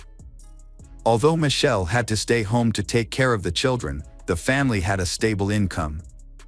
Gradually, their dream became a reality. They built their own house and had a second daughter, Miara. Nathan's success in the military motivated both of them to strive for things they had never achieved before. Finally, after 6 years of being engaged, Michelle and Nathan had a big wedding. Eric shared, "My mother was extremely proud that her youngest son was the first in the family to have a successful career." In 2006, Nathan was transferred to Davis-Monthan Air Force Base in Arizona. There, he was promoted to the position of weapons loader for an A-10 Thunderbolt attack aircraft in one of the Essex squadrons. He also received additional training in logistics and material management. Nathan was passionate about his work and always tried his best. More importantly, he worked with the spirit of serving his country. One colleague described Nathan as a son of the country. In 2007, Nathan and his family moved to Nellis Air Force Base near Las Vegas, Nevada, to take up a new job. There, he was assigned as a junior officer in charge of the supply department, serving the maintenance of fighter aircraft. Along with the development of his career, Nathan's family also grew. Soon after, the Peets welcomed two more sons, Drawn and David. Michelle loved life in Las Vegas and considered it an ideal place to live. To please his wife, Nathan decided to find the most suitable house for their large family, a spacious and airy house. The family's dream house was located about 30 to 40 minutes away from the military base. Nathan used his savings to pay for the down payment. Now, the most important thing was to manage the family's income and expenses reasonably. He might need to save more in the future. At least until Pete had a new business opportunity. Initially, Michelle was excited about the unexpected gift from her husband and started planning for their new life. However, over time, the cost of living increased. They spent more than Nathan's income, and the joy of the new house gradually faded. Everyone knows that financial difficulties can destroy the relationships of many couples, and Nathan and Michelle were no exception. Realizing the difficult situation of the family, in mid-2009, Nathan volunteered to join the army when the United States was at war with Iraq.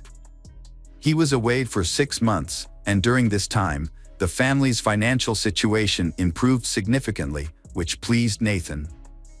While Nathan was risking his life on the battlefield, Michelle was worried and scared about having to take care of 4 children alone.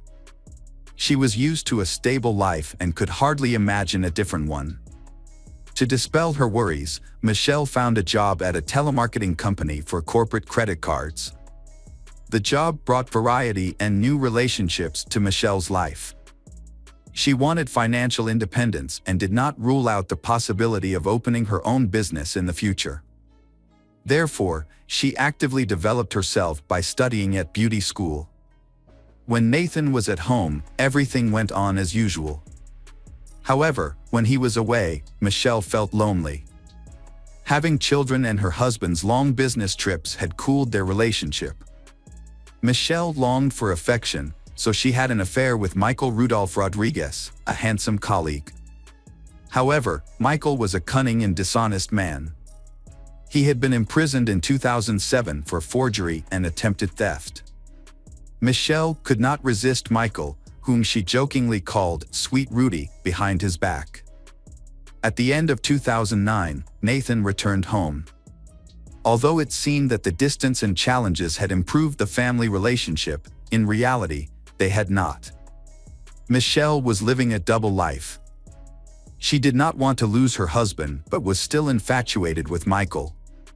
So she tried to please Nathan in every way. Nathan was fascinated by the changes in Michelle's appearance and personality. During his absence, the children had grown up, and their studies were negatively affected. Therefore, he decided to stay with the family for a long time. Because of his pure and loyal nature, Nathan did not think that Michelle's surprising changes could be related to her infidelity. In Las Vegas, Nathan sought to earn extra income by working the night shift for a higher salary in tutoring baseball to children. However, Michelle could no longer hide her dissatisfaction. As their living conditions deteriorated, her attitude became more negative. Over time, their relationship deteriorated beyond repair. On Thanksgiving 2010, Eric and his wife Veronica visited Day. For the first time, Eric noticed a clear tension between Nathan and Michelle. They had changed significantly, and a previous affection seemed to have disappeared.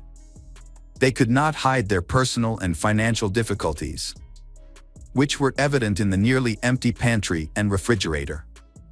A week later, on December 1, 2010, Michelle and Michael exchanged suspicious text messages. At 11:12 p.m., Michael texted Michelle, "Hope you're feeling better. Plans for tomorrow are almost complete." 2 minutes later, he texted again, "If you're not feeling well, let me know. I can give you more time. I appreciate your help." At 11:19 p.m., Michelle replied, "My husband just woke me up. He was getting ready to go out, but I thought he would be late today. I'm sorry this plan has caused you trouble." In the months before the tragedy, Michelle had been conflicted about her relationship with Nathan.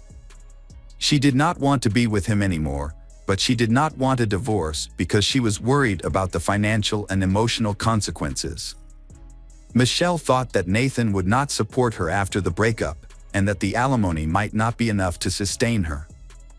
In addition, Michelle knew about Nathan's military insurance. If he died, she would receive about $65,000. These thoughts made Michelle feel guilty and uneasy.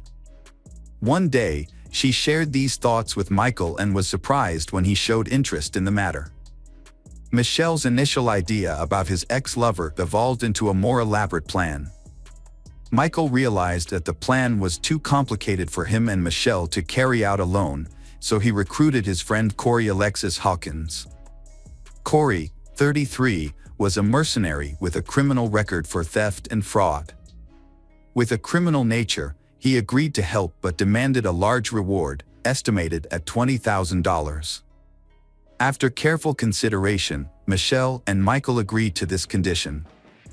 Later, their group was joined by 3 more people: Jessica Austin, 23, Corey's girlfriend, and her friends, Shannon.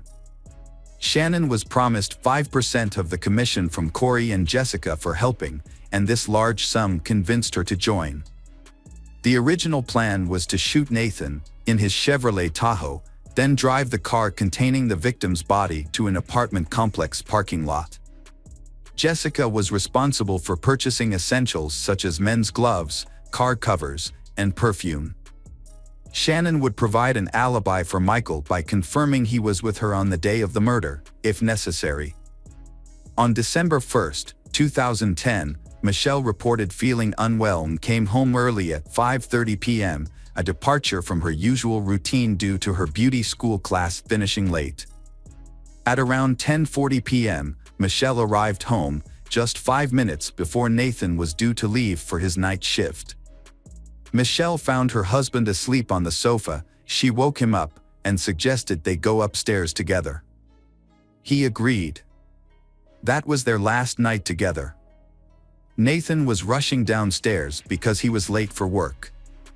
At the same time, Michelle and Michael were exchanging coded messages to avoid detection. Michael and his accomplice were sitting in a black Cadillac SRX, parked in front of the victim's house.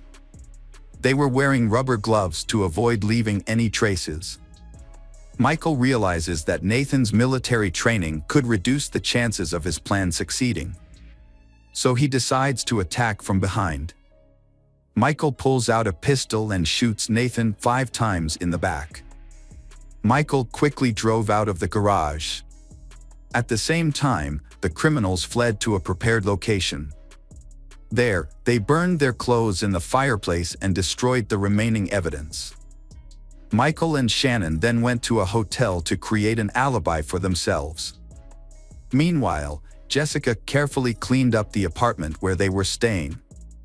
The police and emergency services were on the scene.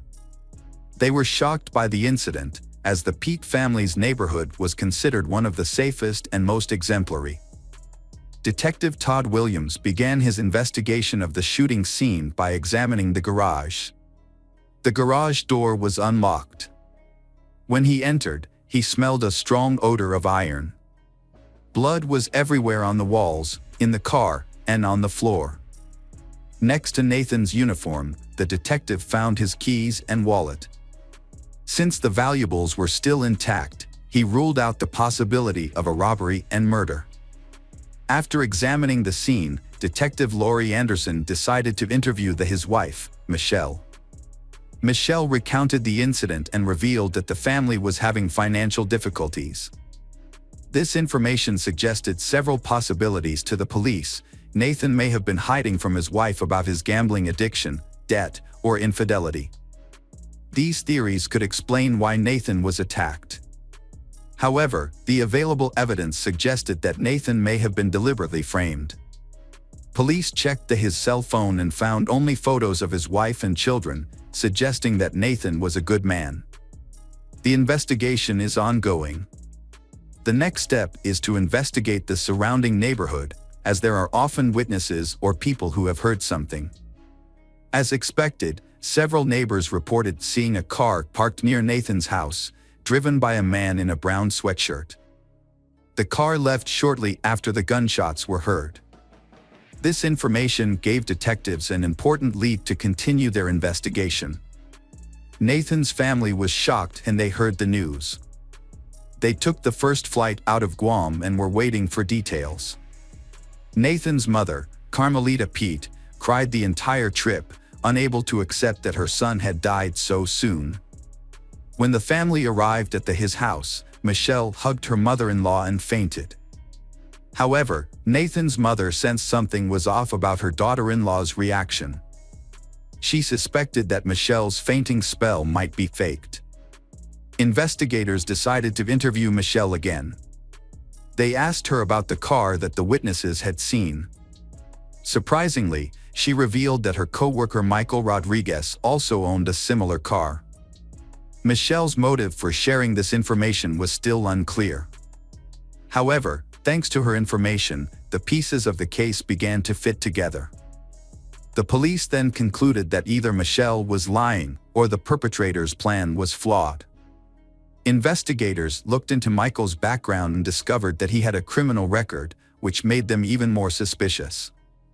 When questioned, Michael remained calm and said that on the evening of Nathan's murder, around 9 p.m., he was shopping at the supermarket. There, he met a girl named Shannon.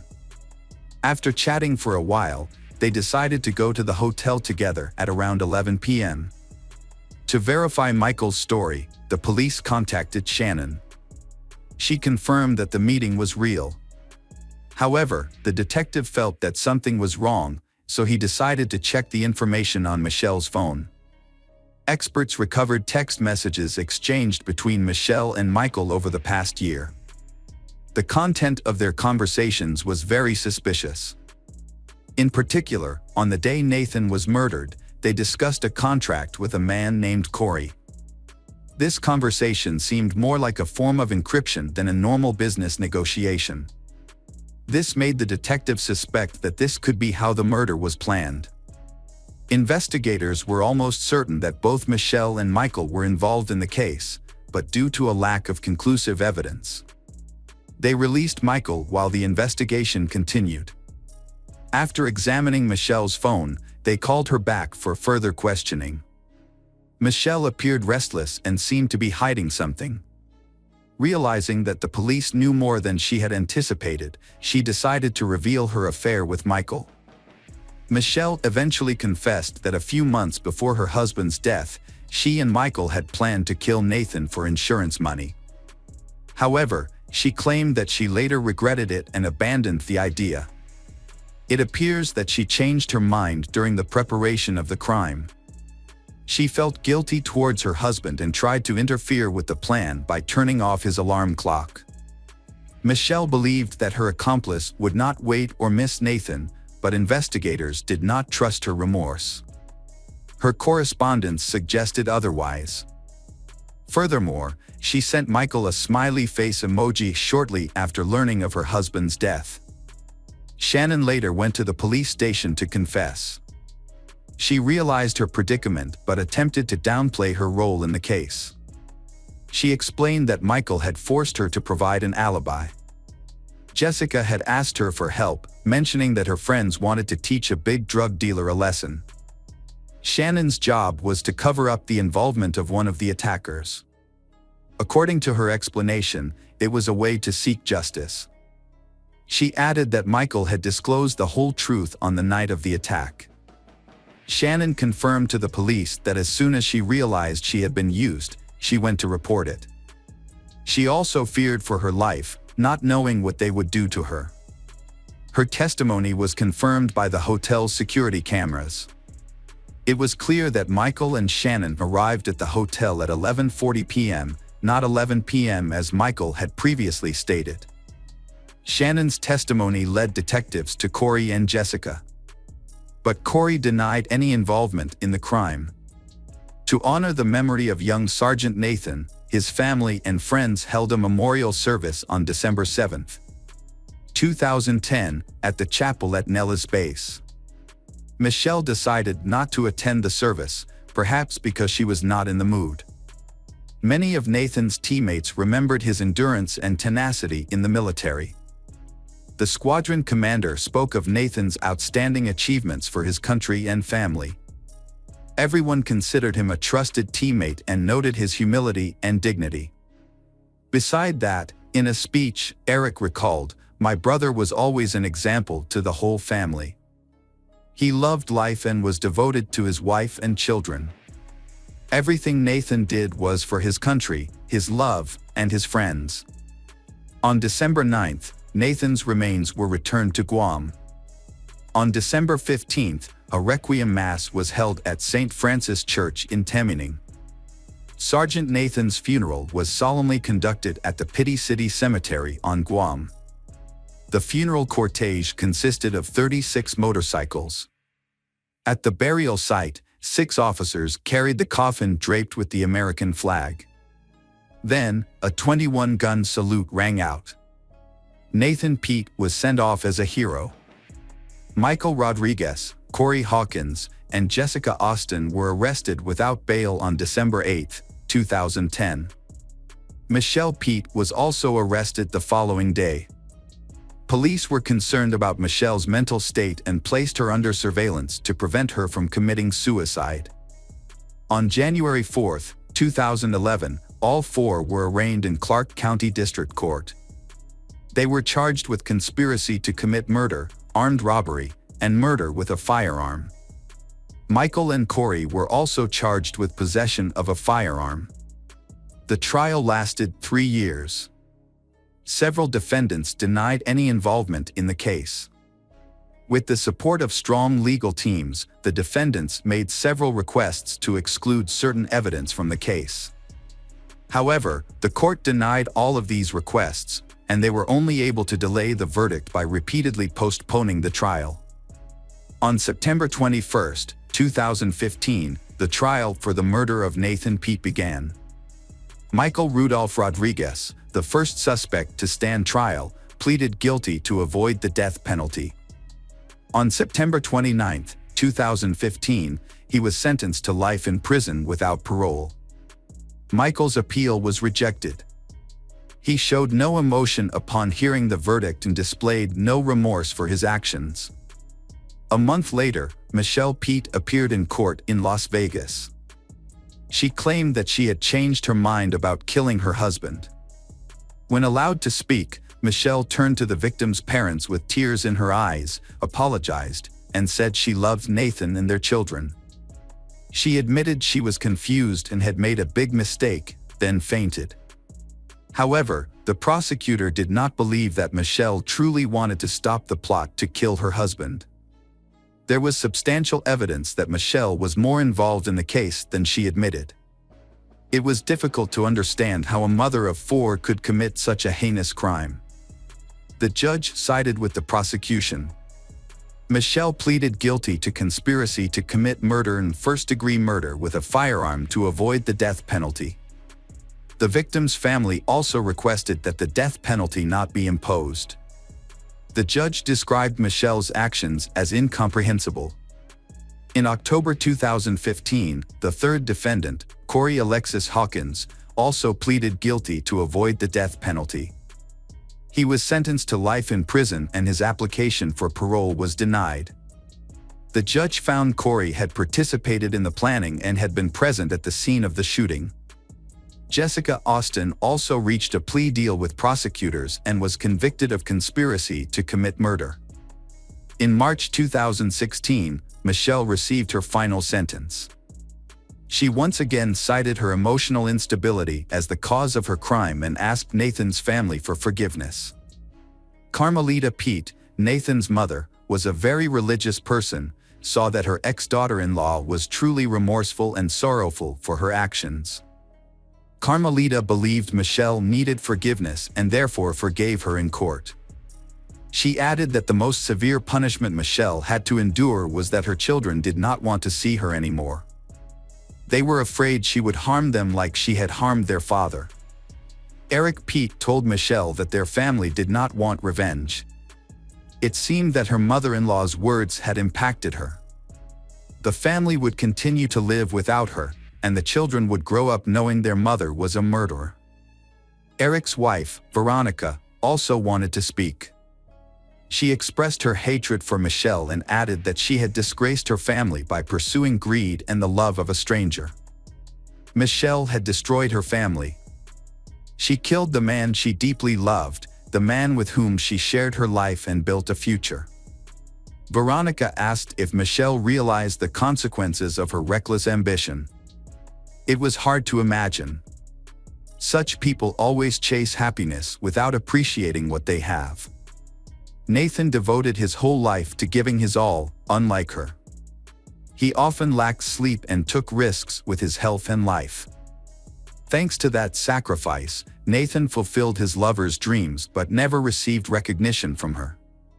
The Pete children will carry lifelong psychological trauma. They will have difficulty building happy families and integrating into society. Hello, crime enthusiasts, are you ready for another chilling investigation? The case of Rob Andrew. Brenda Evers was born on December 16, 1963, in Enid, Oklahoma. Her parents were Christians. The family often gathered around the dinner table, prayed together, and participated in church activities. Brenda grew up to be a quiet and calm girl. She did well in school and spent a lot of time at church helping others. While many of her friends were dating, Brenda patiently waited for her ideal partner. While in high school, she cheered for the school's soccer team. Brenda was a moral and humble young woman, just like her mother. She loved to dance but did not go to parties often. Brenda's goal was to be a devoted wife and mother, devoting herself to her family after marriage. At the age of 17, Brenda met Rob Andrew, her friend's older brother. Rob was older and in college. They quickly discovered that they had much in common. Although they were from different branches of Christianity, Brenda was Lutheran and Rob was Baptist. They both held conservative views, attended church regularly, and wanted to raise a large, happy family.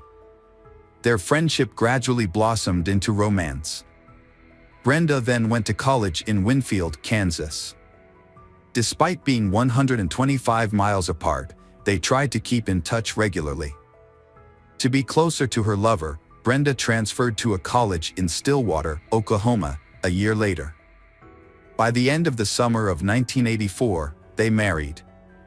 Not long after, Rob received an attractive job offer in Houston, Texas. Although he was hesitant, Brenda convinced her husband to accept it. While Rob developed his career as an advertising executive, Brenda also completed her degree and found a job in the banking industry. Brenda loved the bustling life in the big city, with its tall buildings and vibrant nightclubs. Texas changed her a lot. She became more confident, started taking care of herself, dressed fashionably, wore makeup, and made many friends. However, Rob was not happy with these changes. He believed that a woman of faith should be more restrained. In addition, Rob began to feel homesick. So when he received an offer to return to the advertising agency in Oklahoma City, he happily agreed. Brenda did not support her husband's decision, leading to an argument between the two. In the end, they agreed that Rob would move to the new place first, and if everything went well, his wife would follow. After several months of living apart, the family reunited. In the early 1990s, Rob and his wife moved into a luxury home in Lansbrook. 9 months later, they had their first daughter, Cristie. Brenda quit her job to become a stay-at-home mom and raise the children. 4 years later, they had their son, Parker. Their family life seemed perfect, with love, children, home, and wealth. Rob and Brenda were married for approximately 17 years and had 2 children together. As a deeply religious couple, they raised their children with strong faith and moral values. They regularly attended church as a family and participated in charitable activities. From the outside, their marriage appeared happy and stable. However, in October 2001, their family life unexpectedly fell apart when Brenda left Rob and initiated divorce proceedings. After that, Rob stopped by their old home to pick up their children for the holidays as planned. That evening, Brenda met him at the door and asked him to fix a broken appliance in the garage. As Rob bent down to check, he heard footsteps behind him. As he turned around, he was shot and fell to the concrete floor. At around 6 p.m., emergency services received a call from Brenda. She reported that she was injured and her husband was dead. An ambulance was dispatched immediately. When paramedics arrived, they found a horrific scene in the garage. A man was lying in a pool of blood, dead from a gunshot wound. His wife, Brenda, had a less serious wound to her arm. Brenda's clothes were covered in blood, and she appeared to be in shock. Paramedics confirmed that she was indeed in shock. Brenda said that she had tried to give Rob first aid, but she thought he was dead. They noticed that the victim's hand was bandaged. After the incident, Brenda was taken to the hospital for treatment. Police began investigating the scene as soon as the ambulance left. They found a .22 caliber bullet in the wall and a shotgun shell casing, indicating that multiple weapons were used. Police also found the victim's wallet intact, ruling out the possibility of a robbery. To clarify the incident, they needed to interview Rob's ex-wife. At the hospital, Brenda explained the reason for her encounter with Rob. She said that while they were together, two masked and armed men broke into the garage. The attackers shouted something that Brenda could not hear. One shot Rob twice, and the other shot and wounded Brenda as she tried to run away. Both attackers then fled. Brenda did not know the identity or motive of the attackers. She believed that Rob was unlikely to have enemies because he was kind and helpful.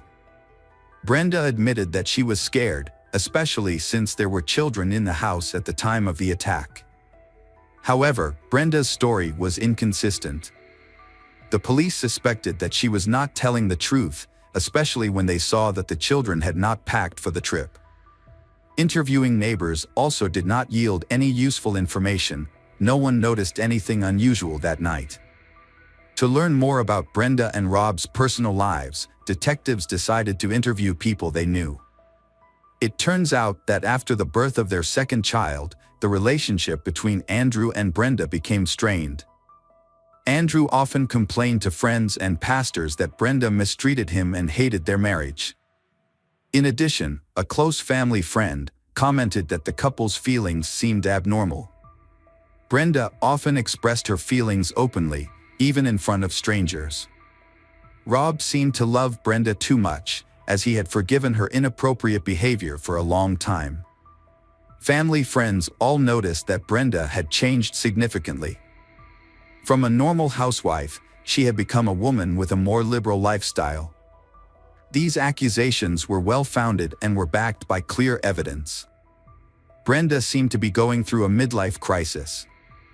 Her style of dress changed significantly. From a refined woman, she changed to wearing revealing clothes and wearing too much makeup.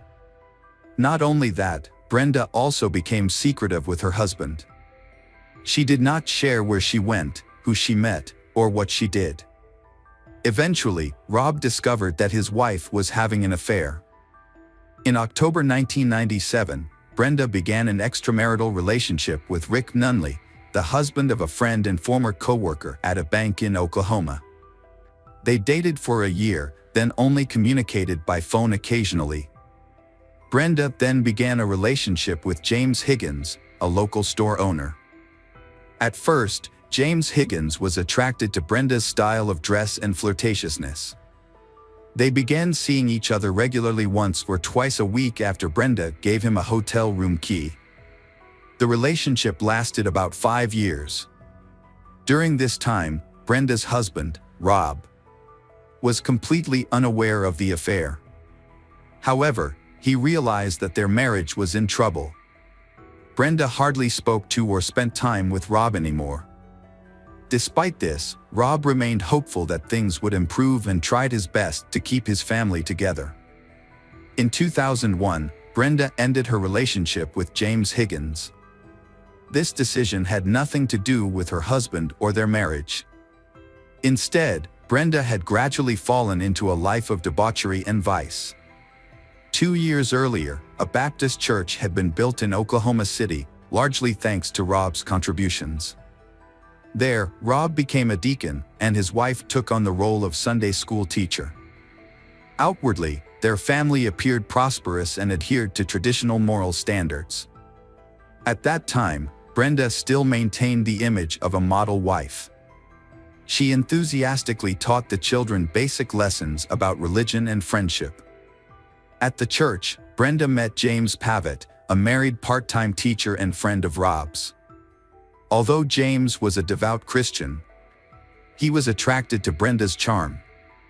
They began seeing each other in the spring of 2001. At first, they kept their relationship secret, but it gradually became more public. Everyone in the church noticed their closeness. Rob suspected his wife of having an affair, and the two had a big argument. When James divorced his wife, Brenda and Rob also decided to divorce. Although Rob still wanted to save the marriage, Brenda was determined to file for divorce. Shortly after this event, a mysterious call was made to Rob's office, and then a serious car accident occurred, believed to be an assassination attempt on him. Rob became suspicious of Brenda and James, so he reported it to the police. Rob did not oppose the divorce and agreed to the custody arrangement for the children. He even supported Brenda financially. So, what was the motive for killing him? The motive was money. James Pavitt, who was also an insurance agent in addition to teaching, had sold Rob an $800,000 insurance policy that summer, with Brenda as the sole beneficiary. As police investigated the attack on Rob's family, they discovered two important things: the relationship between Brenda and James, as well as a problem with the family's car brakes. As the events connected, Brenda's role in her husband's murder became clearer. Finally, the police also found a new suspect. It was Brenda's new lover, James Pavitt. 2 weeks before the garage incident, Rob went to the insurance company to remove his wife, Brenda, from the policy because she was unfaithful.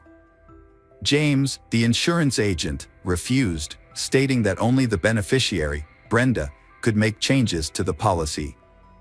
Not trusting James, Rob checked with the management. The investigation revealed that Brenda and James had attempted to falsify the policy by transferring ownership to Brenda. They had forged Rob's signature and backdated the changes. James's supervisor confirmed to Rob that he was still the owner of the policy and that only the insured could make changes to it. When James learned of this discovery, he was furious, as it led to his dismissal. Investigators learned that Rob had a 16-gauge shotgun when he left the house. During the search of Brenda's house, Brenda did not turn the gun over, and it was not found, which was quite strange. However, when they searched neighbor's house, Judy Gigstad's house, they made an unexpected discovery. A shell casing from the sought-after handgun was found on the bedroom floor, along with several .22 caliber bullets in the Gigstad's attic. The Gigstads were not home at the time of the crime, and there were no signs of forced entry. Gigstad's family confirmed that Brenda had their spare key. In addition, a key piece of evidence came from Joanna Larson, James Pavitt's daughter. On the day of the crime, she lent her father her car with the promise that he would have it repaired. However, when Joanna retrieved the car, she discovered that it had not been repaired and found a .22 caliber bullet inside. When she informed her father, he told her to throw the bullet away. Investigators also discovered that James had purchased a handgun the week before the crime. Therefore, they planned to question James and Brenda. On November 23, Rob's funeral was held. The case was confusing to the victim's family and friends. What was suspicious was that Brenda, her children, and James Pavitt were all absent from the ceremony. This absence worried Rob's relatives and the police. Apparently, those who did not show up had fled, perhaps assuming that the police were searching for the perpetrators. By that time, the suspects had been identified. The autopsy results were released. Brenda's account of the attack differed significantly from the forensic report. As the police had suspected, 2 different weapons were used in the attack. Rob and Brenda's injuries did not match Brenda's description. The first shot at Rob was fired from a distance with a shotgun, while the second shot was fired at close range with a .22 caliber pistol. Brenda's arm was also shot at close range with the same .22. By analyzing the location and shape of the bloodstains on his clothes, it was concluded that Brenda was near Rob when he was shot. The angle of the bloodstains matched the shooter's position, indicating that Brenda herself fired the second shot at Rob. After receiving the autopsy results, Brenda and James were officially declared suspects and wanted. During their escape, James and Brenda eluded the police for many days. The authorities warned the border guards that they might have crossed into another country. However, no trace of them was found. After some time, it became clear that the 2 had left the country, with the police suspecting they were in Mexico. To catch them, the authorities decided to freeze their bank accounts. Without money, they would eventually be exposed. And sure enough, 3 months later, James contacted his daughter to ask for money. However, he did not expect that his daughter was cooperating with the investigation. Joanna had doubt that her father was involved in the case. It was clear he was hiding something. Thanks to James's call, the investigation discovered the perpetrator's hideout in the city of Cancun. In February 2002, James and Brenda were arrested at the border and turned over to U.S. authorities. They were charged with first-degree murder and conspiracy to commit a felony. The children were placed in the care of their grandparents. After their arrest, neither defendant cooperated with the investigation. They pleaded not guilty and spoke only when their attorneys were present. James was the first to appear in court. The prosecution built a thorough case. They presented information about James's past as an Army sniper and his ability to use a gun. His illicit relationship and the plot to murder Rob were also mentioned. His daughter's testimony and physical evidence were presented. Ultimately, the jury found James guilty and sentenced him to death. Brenda's trial was different from James's. Instead of focusing on the details of the case, the prosecutors presented information about Brenda's character and personal life. They called her former lovers to testify, portraying her as unethical and untrustworthy. When questioned about her motive for killing her husband, Brenda claimed innocence and asked to be released if people truly believed her. However, the prosecutors countered by describing her as someone who did not love her husband and killed him for personal gain. To reinforce their argument, the prosecutors presented items from Brenda's suitcase when she fled to Mexico, including lingerie and sex manuals. They questioned whether a grieving widow would act like that. During the trial, the defense team tried to portray Brenda as a victim. They mentioned that she was injured in the attack, but forensic experts determined that she had inflicted the injuries on herself. The defense also produced a confession letter from James, but a handwriting expert confirmed that Brenda had forged the document. A shocking revelation from James's attorney was that Brenda would be the beneficiary of his insurance policy if he died. This suggested that Brenda may have plotted to kill James the same way she did Rob.